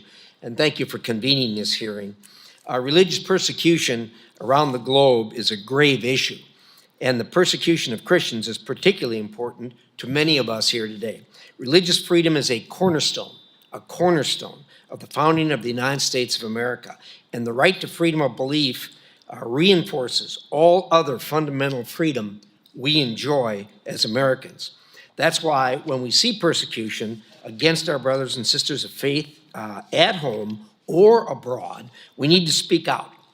Our rights come from God, but it is the responsibility of our government to protect them. But around the world, we see governments clearly failing that duty. For instance, in China, the Communist Party wants all religious under its control. I've had personal experience with this. In my state, which is adjacent to Utah, we have a large number of members of Jesus Christ of Latter-day Saints in our population, as does Utah, as does Arizona. They, as you know, are missionaries and work all around the world. The Chinese government seized funds that they had in the country because in China, you are required to have a license to practice your religion. So foreign to us here in America. But in any event, because they license them, they can do whatever they want. After significant negotiations and applying the appropriate pressure, the Chinese did cut loose of the money that the church was using to build a temple there. But that kind of shows you what we face as we try to practice our religion around the world. China continues to carry out policies of genocide and cultural erasure against Muslim Uyghurs and Tibetan Buddhists, destroys crosses and churches, and replaces images of Jesus with Xi Jinping. Just last week, Chinese authorities ramped up their recent attacks on Christian house of worship in China, detaining more believers of the Early Rain Covenant Church simply for daring to practice their inalienable right to freedom of religion. This is in addition to the detention of even more Christians late last year. For many across Africa, faith is met with fear and repression. Christian leaders are being attacked and worshipers are persecuted for their faith. Acts of terrorism and failure of governments to protect vulnerable communities of faith and open hostility toward worshipers by state and non-state actors on the continent must come to an end. In the Middle East, Christians face persecution, oppression, and restrictive laws. Populations of Christians in Afghanistan, Iraq, Syria, and Iran, and elsewhere have plummeted over the last few decades because of these repressive policies. Non-state actors like ISIS continue their campaign of terror, targeting Christians and, as we know, others. Lastly, I know we are focused on the important subject of persecution of Christians, but we would be remiss to not acknowledge our friends of Jewish faith are suffering as well. As anti-Semitism rises around the globe, we must recommit as people of faith to religious freedom for all. As many of our guests know all too well, there are places around the world where being a Christian or a person of faith is a death sentence or a cause for harm. That's why I introduced a resolution with many of my Senate colleagues, including Senator Budd, expressing the need for America's continued leadership on matters of religious freedom. In my work as chairman of the Senate Foreign Relations Committee, I am committed to standing up for those who are oppressed simply for having the courage to live out their faith in God and the God-given rights. I'm very grateful for the work of this commission and look forward to working with you in the future. Thanks again so much for having me here, and I now turn it over to Senator Budd, and you're in good hands, Senator. Thank you. Yes. Thank you, Madam Chair. Yes, thank you, Chairman. We appreciate your words, appreciate your leadership, and thank you very much, Senator Budd, for getting us this room, but most importantly, for your heart for people of faith and your witness and your leadership. So thank you for being here today. Well, Chair, thank you so much for having me. Glad to help provide with the room. Chairman Risch, there's a million things. If you turn on any news channel right now, there's 100 other things to be focused on internationally. And yet, the issue which is important to all of us in this room of religious freedom, not just for the Christian faith, my faith, but for others as well, the freedom to worship as they choose. It could be swept to the back burner, but because of Chairman Risch's leadership, he has done a phenomenal job keeping it front and center, as have you and the commission. You were doing this when I called you Congresswoman and friend, and now I call you friend and chairwoman, so thank you so much. And thanks for the witnesses today. The other commissioners, thanks for all that you do. It's good to see you again. Thanks for visiting my office. And like Chairman Risch has, keeping this front and center in front of the American people, in front of legislators, and what we say in the Senate and in the U.S. House gets heard around the world. Sometimes we can be dismissive of the power of the spoken word here in America, but it is very important. So I just want to mention a few things. You know, religious freedom has been a priority for my time in the House and now here in the Senate as well. But specifically, as we consider Nigeria and what President Trump did on Christmas Day to push back ISIS and to let them know that he's very serious about religious freedom. So we're grateful for their leadership. But before Nigeria was even considered a country of particular concern, our office and my colleagues were raising this in front of Secretary Rubio, in front of President Trump. And soon after that, in last October, President Trump did designate it a country of particular concern, which set the stage for pushing back against ISIS. With China, it gets really personal. When Grace, you have visited our office, we've talked about your family, and they're in our prayers, and we're grateful for your family's courage and bravery. But they've essentially codified religious persecution into law. I heard this mentioned by the chairman prior to me, but one of the pieces of legislation that I introduced was called Combating the Persecution of Religious Groups in China Act. Sometimes legislation doesn't match what it's actually about. That one does. So we want to hold China's authoritarian regime responsible for decades and decades of persecution. And I want to personally thank Mark Alford, who your colleague from the House, who is helping me in being the co-lead over there. That bill imposes sanctions on CCP officials, and it strengthens our efforts to combat ongoing religious persecution. You know, our hearts were broken a little over 2 years ago when I had just come into the Senate, and we saw what happened with southern Israel. We saw the invasion of Hamas, and it became even more personal when we realized that a North Carolinian was being held hostage. He was a dual citizen of the U.S., but also of Israel. His wife, Aviva, was held hostage. They were taken from their cars. And for 50 days, she was held hostage and then released before Thanksgiving of 2023. And it took over a year for Keith Siegel to be released. We're grateful to God for their release and that they're able to join family. But we continue to remember them, and we were able to focus to make sure that those who did not survive, that their bodies were respected and returned home. So I want to thank Secretary Rubio and the fact that we also led the reauthorization for this bill for USCIRF. I think that's tremendously important. But I just want to close with this. This ambassador at large for international religious freedom is a very, very important role. So please join me in helping the administration focus and remember how important this is, and that we find the right individual, and that we have somebody with the ambassador level credentials and credibility to speak with our allies in other nations that may not be our allies around the world. And I think we need somebody at the ambassador level to be able to do that. So join me in continuing to push for that and champion this cause. Thank you again. All of you have been personally affected by this in one way or the other. So let's continue to pray for this issue and push for it with all of our strength. Thank you so much. God bless. Yes. Thank you, Senator. Really, really appreciate all those remarks and your leadership.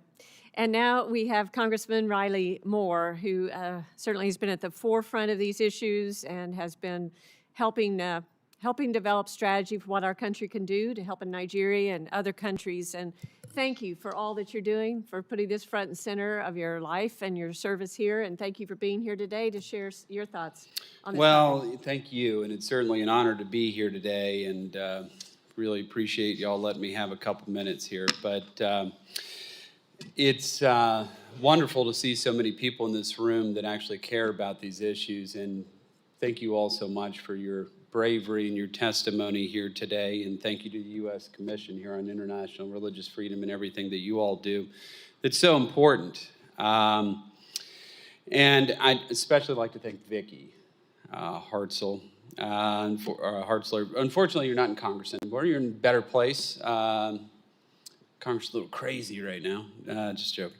But I know that what I'm going to discuss here today, the persecution of Christians in Nigeria, is really close to your heart. And I thank you for your strong advocacy on that issue. So I think as many of us know, Nigeria is the most dangerous country in the world to be a Christian. It's the most dangerous place in the world to profess your faith in our Lord and Savior, Jesus Christ. And since 2009, there's been between 50,000 on the low end to 100,000 Christians have been killed. Tens of thousands of churches have been burned. Millions of Christians have been displaced.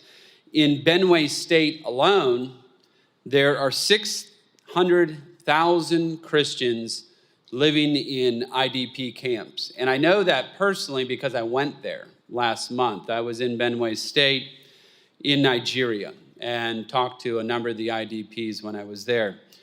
And I will tell you, it is one of the most tragic scenes I've ever seen, the positions that they're having to survive in. But it was certainly also heartwarming in the same way as that the suffering that they're going through, as we know, many times leads to salvation. I think it's actually salvation not so much for them, for us. I think it's salvation for us and our opportunity to step up and actually do something about these issues.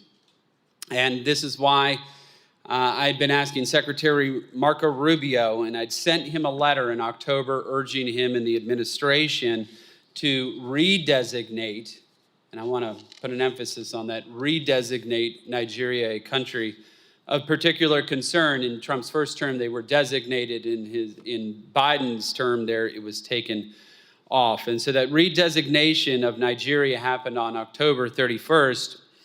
And I think as many of us saw, he put out his Truth Social post about that, and many of us were elated to see that. And then some of us had to start getting to work, myself specifically, since the president named me specifically to go and do a congressional investigation on this, along with my chairman of the House Appropriations Committee, Tom Cole. And so I got to work. And with Tom Cole, Chairman Mario Diaz-Balart of the State Foreign Operations Subcommittee, previously called that, now it's NSRP. But we went to work and started working on a report, and then also reached out to our colleague, I know he's very well known in a room like this, Chris Smith at the House Foreign Affairs Committee, to investigate the persecution of Christians and report back to President Trump. And we did a lot of things. Vicki helped us out here on this as well. We had a round table and in the House building there.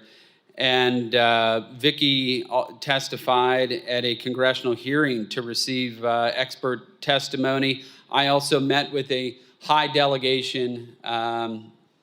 delegation from the Nigerian government after that designation. They came and met with myself, some of the senators here, White House, Department of War, Department of State as well.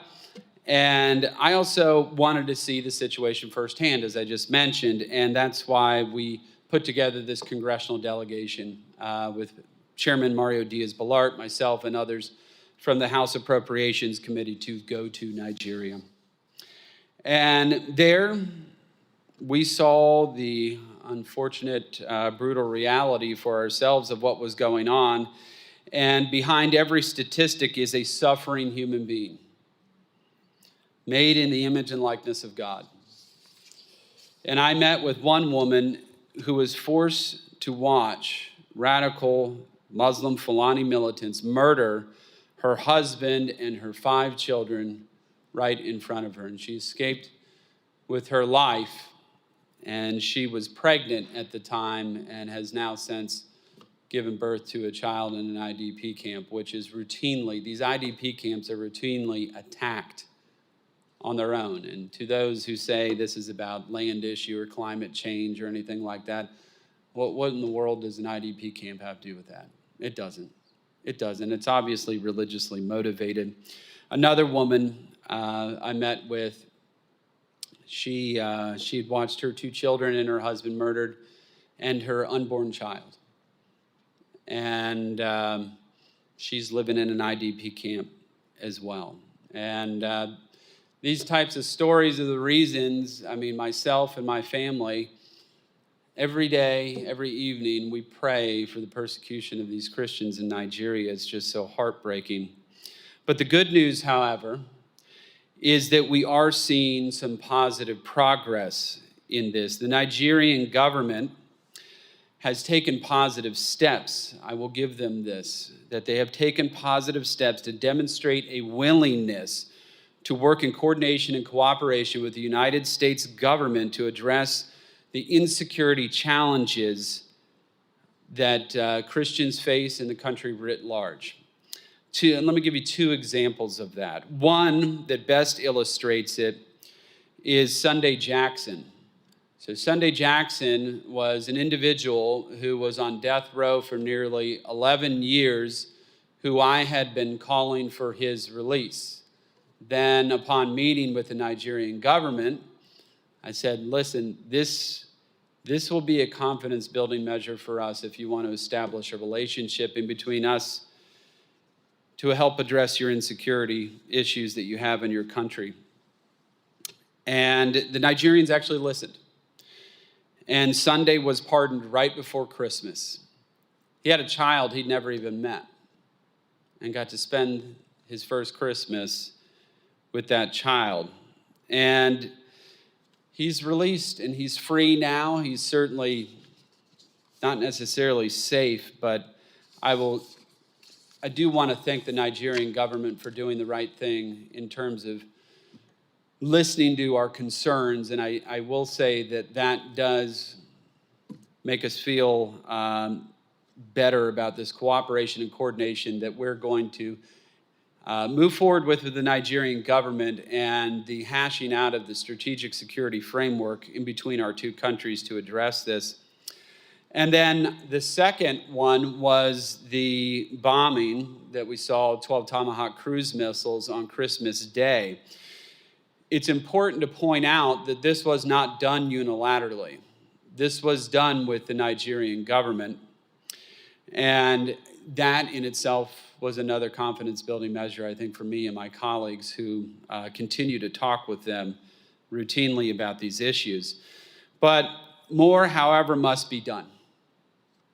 This isn't enough, but it's a good first couple of steps that we've seen here.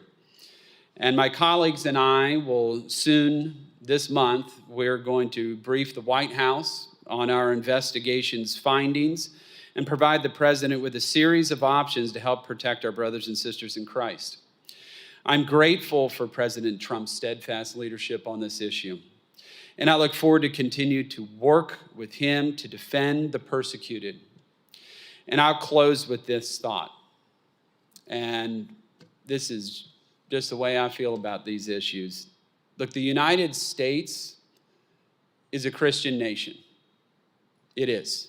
The United States is a Christian nation that's founded on Christian principles. We have a unique duty to defend Christians wherever they are being persecuted, and I will never stop fighting for our persecuted brothers and sisters in Christ. And it goes for everybody, for that matter. Everybody. We're founded, though, in that religious faith. So I want to thank each and every one of you for everything that you're doing. God bless you all, and God bless all the great work you're doing. Thank you so much.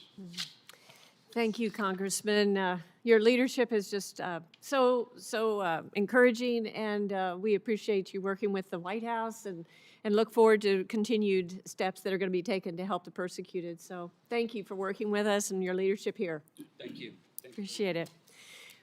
Well, hasn't this been a wonderful, heart-wrenching, bittersweet, but a morning? And as we have heard so many amazing stories, and we have given voice to the voiceless. And now I'd like to turn to some questions. I know we're running a little bit late, but it's really, really important, I think. I want to give my fellow commissioners time to ask our witnesses some questions here. So first I'm going to turn to our Vice Chairman, Asif Mahmood, for any questions he may have. First of all, I want to really I want to thank and really admire the staff of USCIRF for doing such a wonderful work and such a successful hearing and so much participation from every side. Um, uh, I want to be brief because I want to give other people time. My question is going to be directed to Anika Anthony. The reason I'm directing this question because I originally come from Pakistan, and I'm going to particularly ask you about the blasphemy laws, their relation to international human rights standards, their effect on. We know that Christian population in Pakistan and other minority population is shrinking and significantly shrunken over last 20 years. And we are not making progress, according to my knowledge, in these things. What do you think we can do more? Our United States government can do more, our USCIRF can do more, and other organizations can do more to, number one, keep Christians and other minorities safe, have their right to worship the way they believe in, and save them from these horrible blasphemy laws, which actually go all the way up to death sentences, as you mentioned in just testimony, and also find a way for people who are arrested not spending time, not months, years, actually sometimes decades without any hearing. And we want to make this a priority this year to make some progress in that part because Pakistan is an allied country for the United States, and we want to make sure Christians and every other minority is safe. Thank you so much, Mr. Asif, for your questions and your concerns.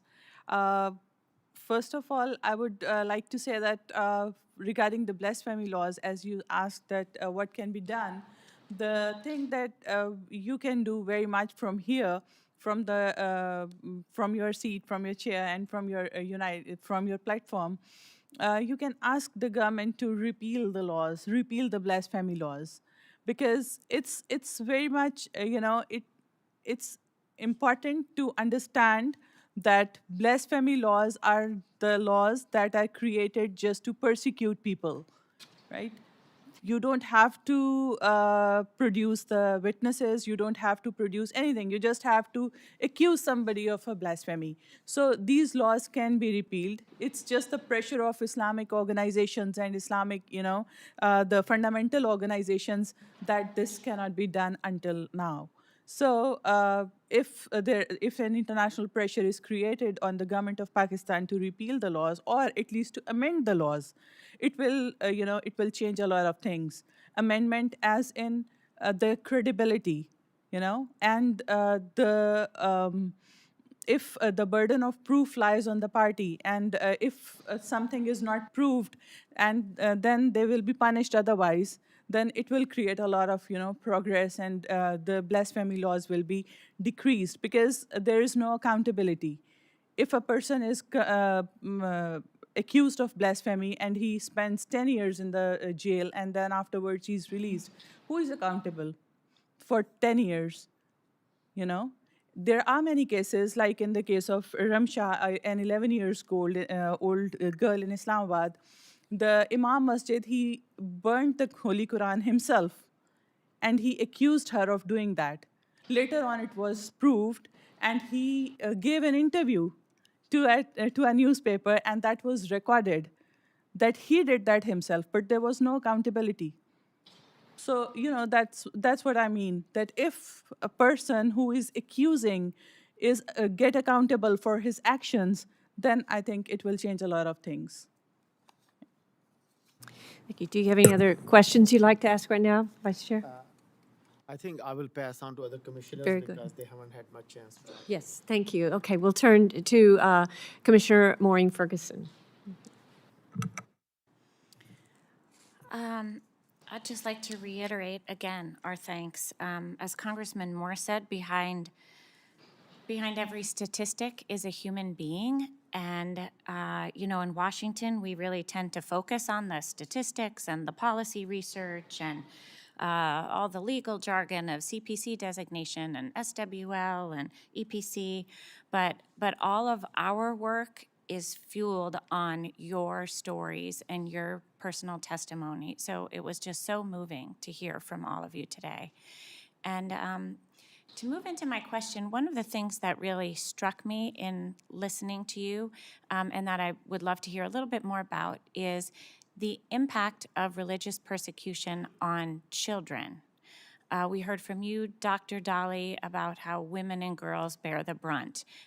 Ms. Anthony, you spoke about the forced conversion and marriages of girls in Pakistan. Mr. Hadak, you spoke about the stateless children in Cambodia, I think, and your work with children. We know in China, the re-education of the Tibetan Buddhist children, and they're forced into the boarding schools. And so I would like to hear a little bit more stories of how children, and maybe girls in particular, are affected. And I've read some other interviews that you've done, Dr. Dolly, and I know you've documented so many cases of the girls who are abducted and forced into, marriage with the Boko Haram fighters. And of course, that sounds bad enough, but it's really a euphemism for it's forced sexual slavery and domestic slavery. And many of these girls are forced into it for a lifetime. So could you share with us, maybe we'll start with you, Dr. Dolly, and then if any of the others want to add to that, but can you share in particular some of the stories of how these girls are affected and what daily life is like for them in those situations? Right now, we have a girl whom they went into her compound. She was not there. They killed the father, who is a PhD lecturing, the mother, the grandmother, and more than 16 people, and she was left alone. So my team went and they picked her, and she's in our safe space. And several of them, and she's not malnourished, but some of the children, they were left alone, no family member, some with family members, but then the woman will not have anything to cook. Some is even naked. We have to go to some dangerous places if we hear to give clothes, second-hand clothes to some to wear before they will go out. If not, completely naked. They strip them after watching them to kill their parents and then the husband. So they left them alone. So few among, they will kill the father, kill the children, and the leftover and their mother, they will come nothing. And the Chibok girls, particular, those whom a lot of billions of dollars was spent on them all over the world in order to release them. Up to now, some of them are not released, but few of them that are released, some, they were called by the government of Borno to come. And so when they went to Maiduguri, they attached them with their perpetrators, the husband in the camp, the Boko Haram husband who raped them, and they promised them something. So they are there in the camp with their husband, and the husband, first husband. The parents of the Chibok girls, they talked to me. They said they were not called, it is not their own, and the girls, like they are radicalized, they said they are no more interested in their parents because they are now Muslims because of the brainstorming and the things that they give. We try to go, but it is very, very difficult. And more than 10 million children are out of school in Nigeria because their school were destroyed, homes were destroyed, parents were killed. Who will take them to school? And their future. So hunger, suffering, and all this. And these women, they have nothing. And we that help them, we don't have much. We are just like sprinkling water in a sea of trouble. Thank you so much. And do any of the other panelists want to comment on the impact of children? Ms. Molina, I mean, I'm thinking of the children of Nicaragua. Just one example I know, Mother Teresa's nuns, the missionaries of charities, were kicked out, exiled, and they used to run a home for girls on the streets. So what's happened to those girls? Who's taking care of them now that the religious sisters have been kicked out? I don't know if anybody else wants to comment on the impact of religious persecution on children.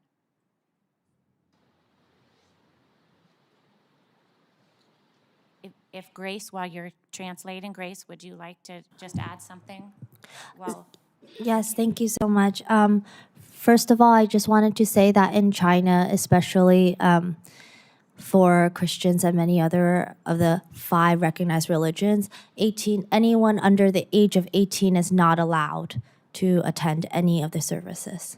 So no one under the age of 18, all children, are technically not allowed to attend church, attend mosque, attend like a temple or any of these type of religious worship. And like you've mentioned with the Tibetan children, the Uyghur children, so many of these ethnic minority children are ripped away from their families and sent away, where their parents are maybe seen once a month or even less in some cases.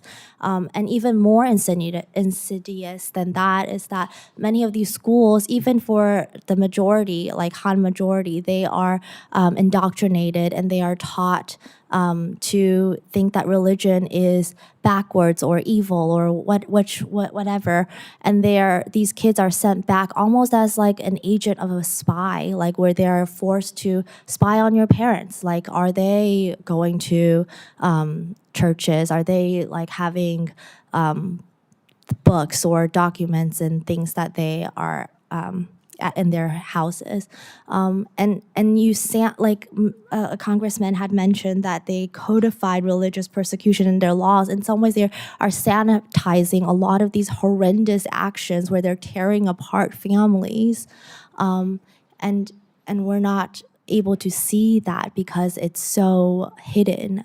But these are what are some of the actions that are happening in China. thank you. Ms. Molina, did you want to add something to that? Yes, in Nicaragua, Mother Teresa nuns were expelled and kicked out of Nicaragua. The children that they were being protected are incomplete. They're not being protected at this time, and the regime is now in charge of the public schools where these girls are being sent.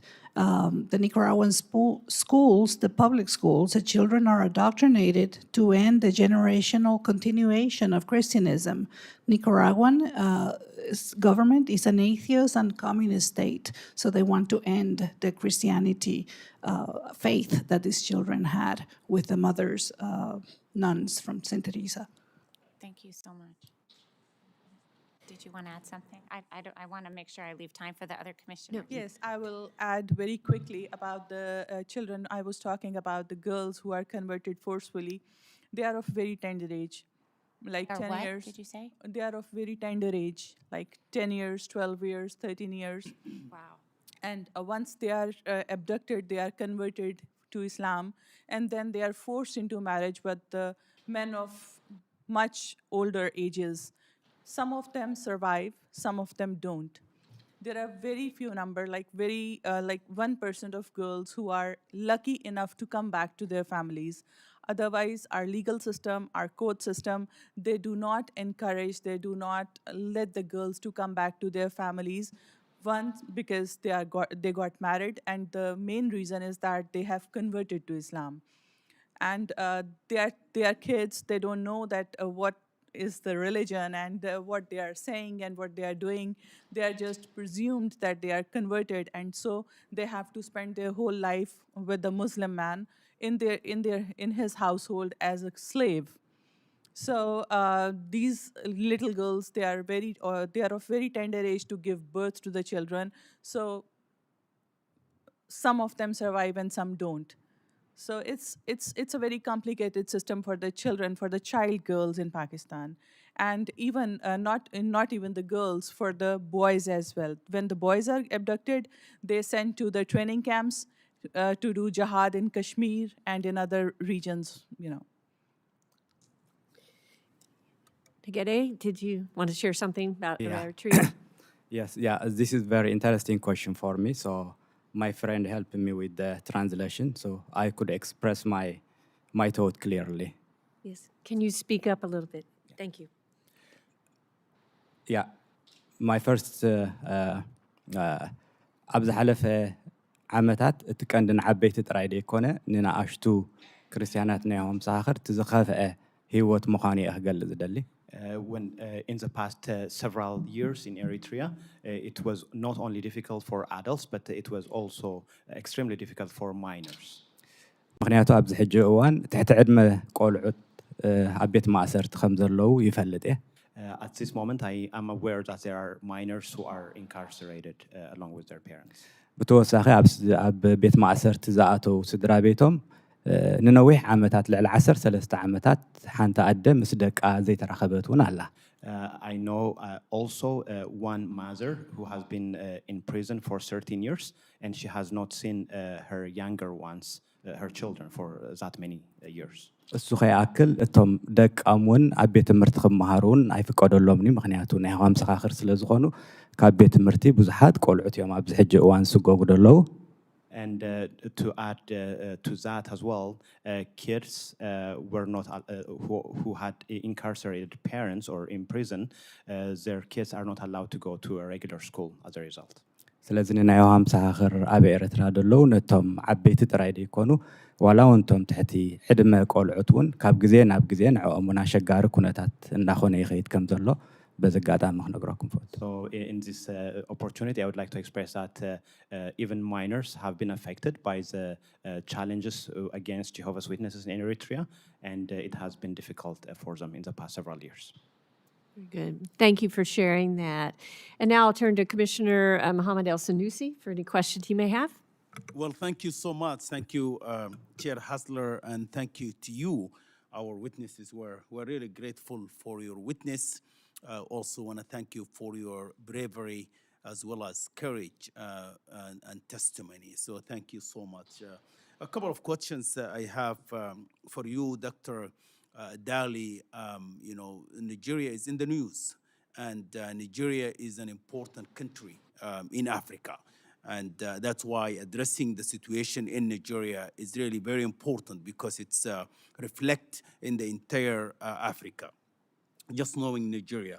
In your testimony, you basically highlighted some of the important things, like you called for a peaceful methods to resolve this issue. I want you to explain more. What do you mean by peaceful methods to resolve issues in Nigeria? You also mentioned the role of civil society as well, and the use of diplomatic means to kind of for the equal rights for the Christian communities as well. So my direct question to you, and you provided us with a couple of recommendations, but my question to you, what roles of the other religious communities in Nigeria, like the Muslim communities, they are speaking out about the persecution of the Christian communities, people like the Sultan of Sokoto, Muhammad Saad Abu Bakr, for instance, is speaking out. The people from the northeast, Putshi and others, are there speaking out against what's going on for the in regard to the persecution of the Christian communities.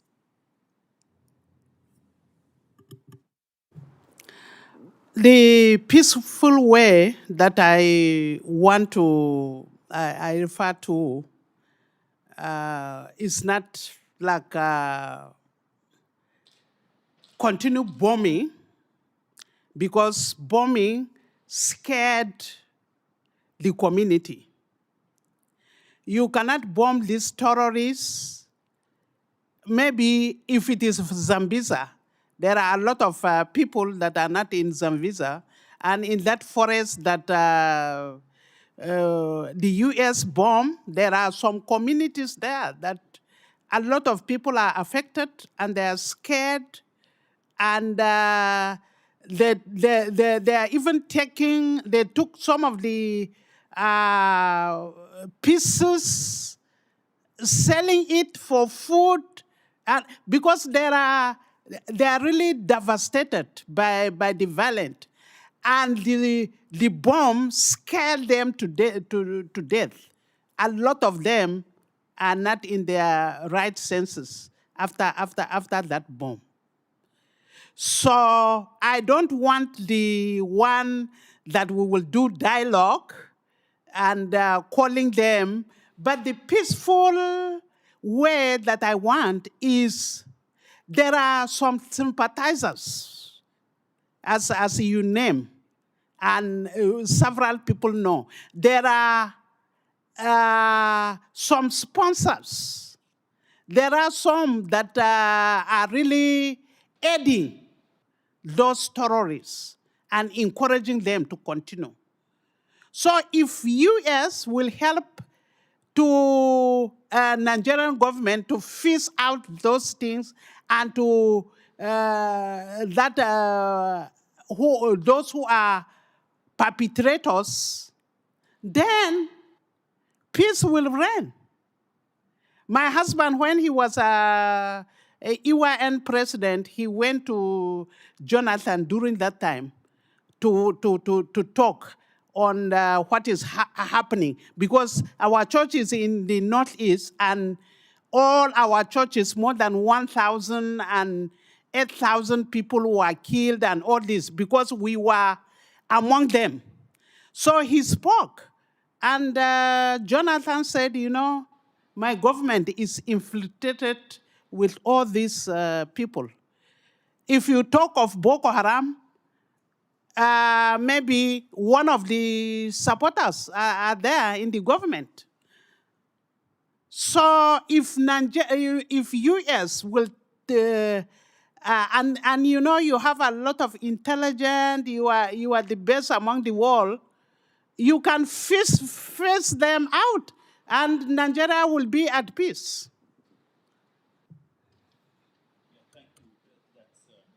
Thank you so much. This is really very important point you made. Just moving quickly, I understand the time as well here, but I want to turn to you, Grace, here, and the question to you, and really just you highlighted, and your father is in prison in China. My question to you: have you thought about leveraging our alliances? United States, we do have a lot of alliances in the world that they have a strong relationship with China. So why not leveraging our alliances so that we can help to release prisoners of conscience like your father? Thank you so much. That is a very, very big question, and I feel like the U.S. government, and like you said, like Dr. Dali said, there are so many extremely smart people in this government who also have such a heart for the persecuted people in the world, and I'm sure that they are also working with all the toolkits that they have to to help the release of prisoners. I agree with you completely that we should be asking the international community, including our allies and including those in Europe, those in the Indo-Pacific, etc., to also speak out and to work with us to ask for the release of the prisoners in China. And as you know, that China is actually a very difficult country for a lot of these places because of their economic might. And so it has been a difficult situation where so many countries are afraid to speak out and afraid to take a stance. And even if they speak out, it ends up being just kind of just mere like talks and not anything with teeth or any other action. So it is something that as a daughter, it's been really hard to see, and I hope that the international community will stand up for these people and for my family. Thank you. Thank you very much. And now we turn to Commissioner Rachel Lasser for any questions you may have. Thank you. Is this working? Yes. Thank you so much for sharing your stories.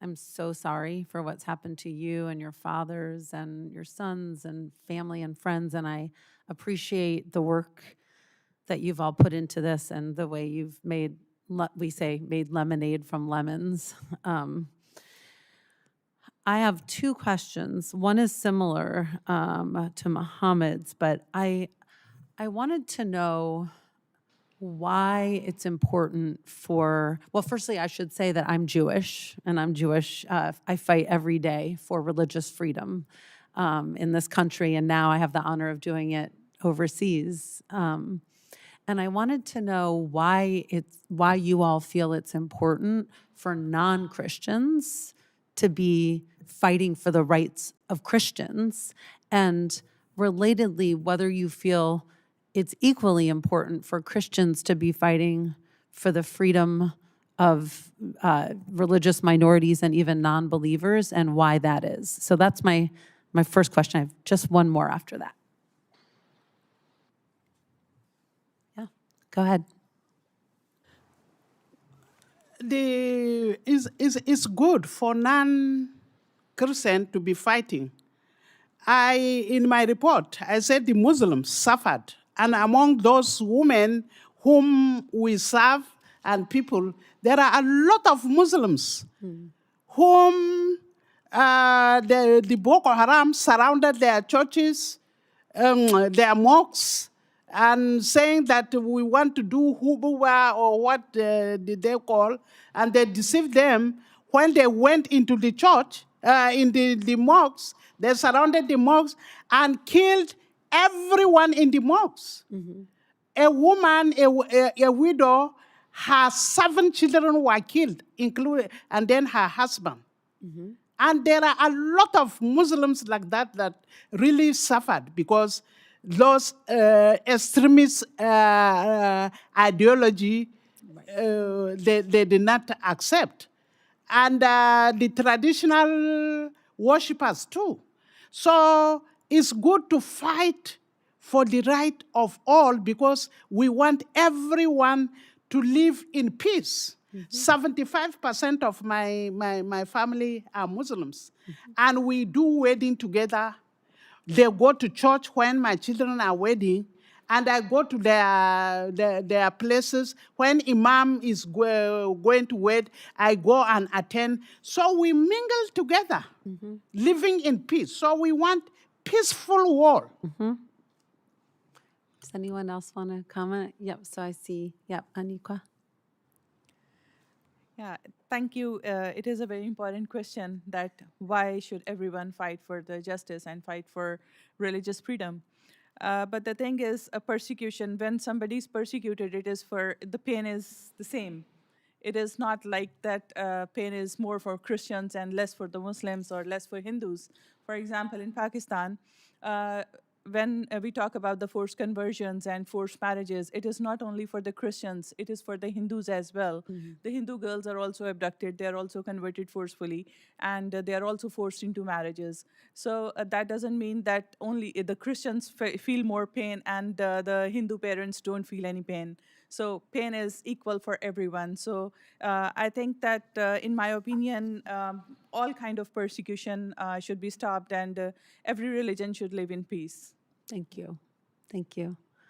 Oh, does anyone else? Did you want to say something, Evie? Yeah, I really like your question. Yeah, I never heard anybody ask about Christian, non-believer, like advocate for other people. So, I mean, like the pain is everybody get like pain, even the non-Christian and non-Christian. But human rights is equal for all. In my experience, example, our foundation is a Christian, but it's not just we stop on that. When we rescue the human trafficking from Cambodia, go back to Vietnam, they are non-Christian, but that is how we show the love. I mean, like I really appreciate U.S. government that you put effort to advocate for Christian. I don't know, like all of you Christian or not, but you have a heart. So, I mean, like even a non-Christian, we still continue to advocate for all the people that in suffering right now. Yeah, thank you. Thank you. Thank you. Yes, Martha. Because it is a human right, and it is a right of the protection allows the advance of the rest of the rights. Today, they take your religious liberty. Tomorrow, they take any other. Thank you. I totally agree with that. And just to kind of talk about China, first of all, Judaism is not even one of the 5 recognized religions in China. So it is not even protected and it's not even allowed, again, by the Chinese law. For Judaism to practice Judaism. In China, it's also the case that the persecution of faith is mostly because the CCP wants to basically be God and play the sole power. And so anyone who says, like people of the books, we say that God is above earthly powers. We're not against earthly powers, but we put God where he is and we allow the kings to be where they are. And that's all that we're asking for. And that point in itself is already the reason why we are persecuted.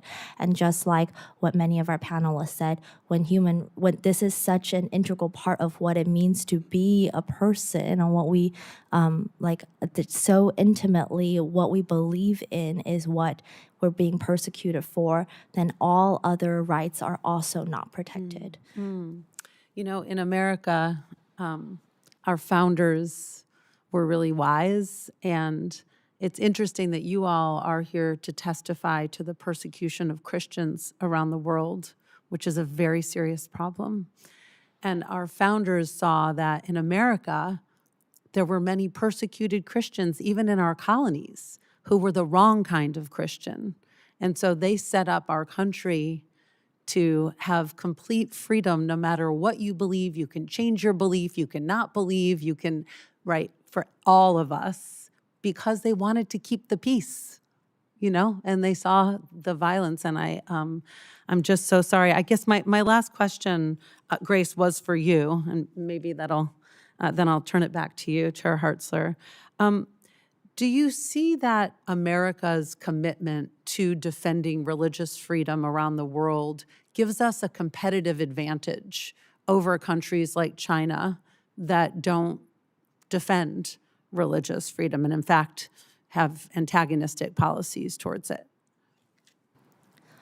Thank you so much for the question. And this is also a pretty big one. I will say, honestly, in terms of in being talking for in the Chinese context, the people who are most suffering are the Chinese people. And so the people who are most suffering because of the strict rules and the harsh totalitarian control that the Chinese government is trying to instill into its whole of government approach to all of these things is, again, it's people. So I think the US definitely has an extreme edge in that sense because the Chinese government fears its people most and foremost. Like the fact that a pastor with 1,000 members is put in prison and is feared, that's bizarre in America. We have pastors with 10,000, a million congregation, and that's just a norm. And that's and again, like I think that in itself is a big edge. The fact that we are able to stand on the right side of history and say we are defending people to just have the right to their most natural human right, I think that puts us again in such a better place to be leading the world and to be leading. Yes, thank you. Thank you.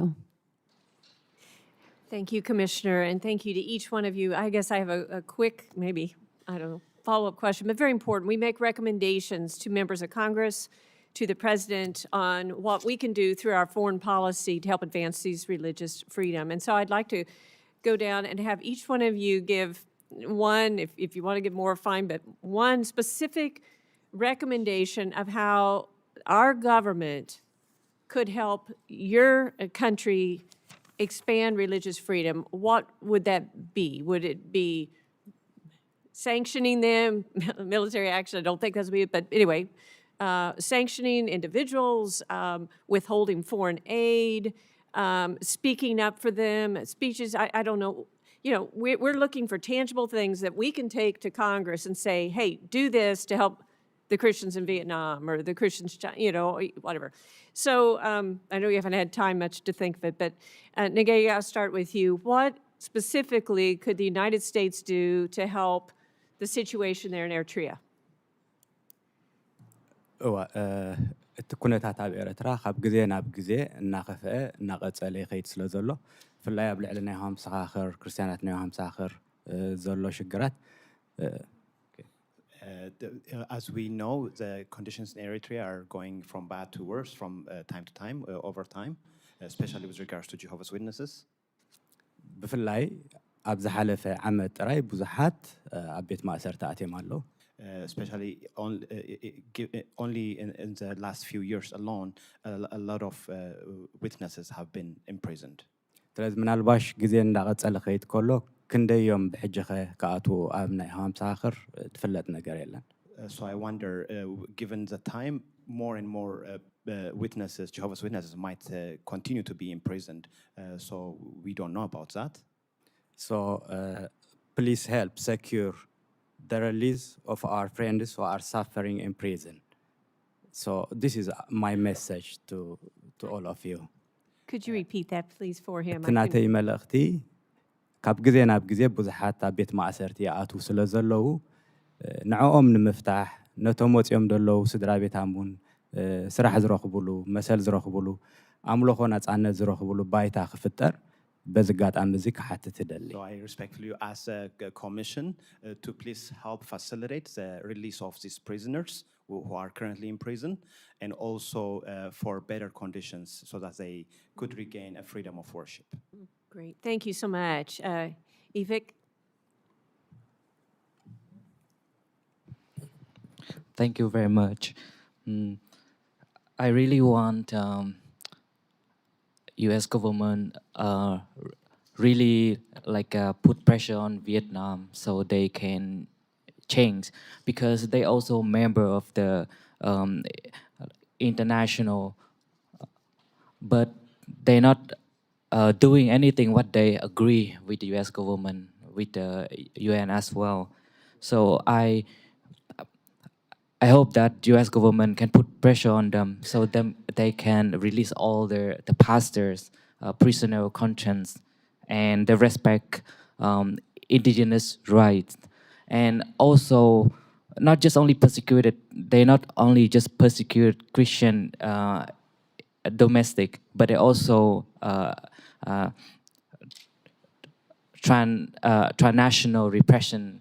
Example, like the people already exiled or applying refugee in Thailand to cooperate with Thai government to extradite them back to Vietnam. So we can see that they not just only working on the domestic, but they also work international repression. Okay. So thank you very much. Thank you. Grace.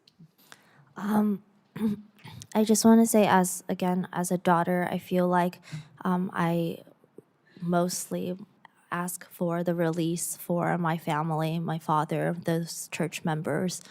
We've seen the Trump administration do things that people have said are impossible, like the release of the prisoners in Gaza, and I hope that he can continue, his administration can continue the legacy and to free more prisoners from all across the world, but especially in China, especially my father.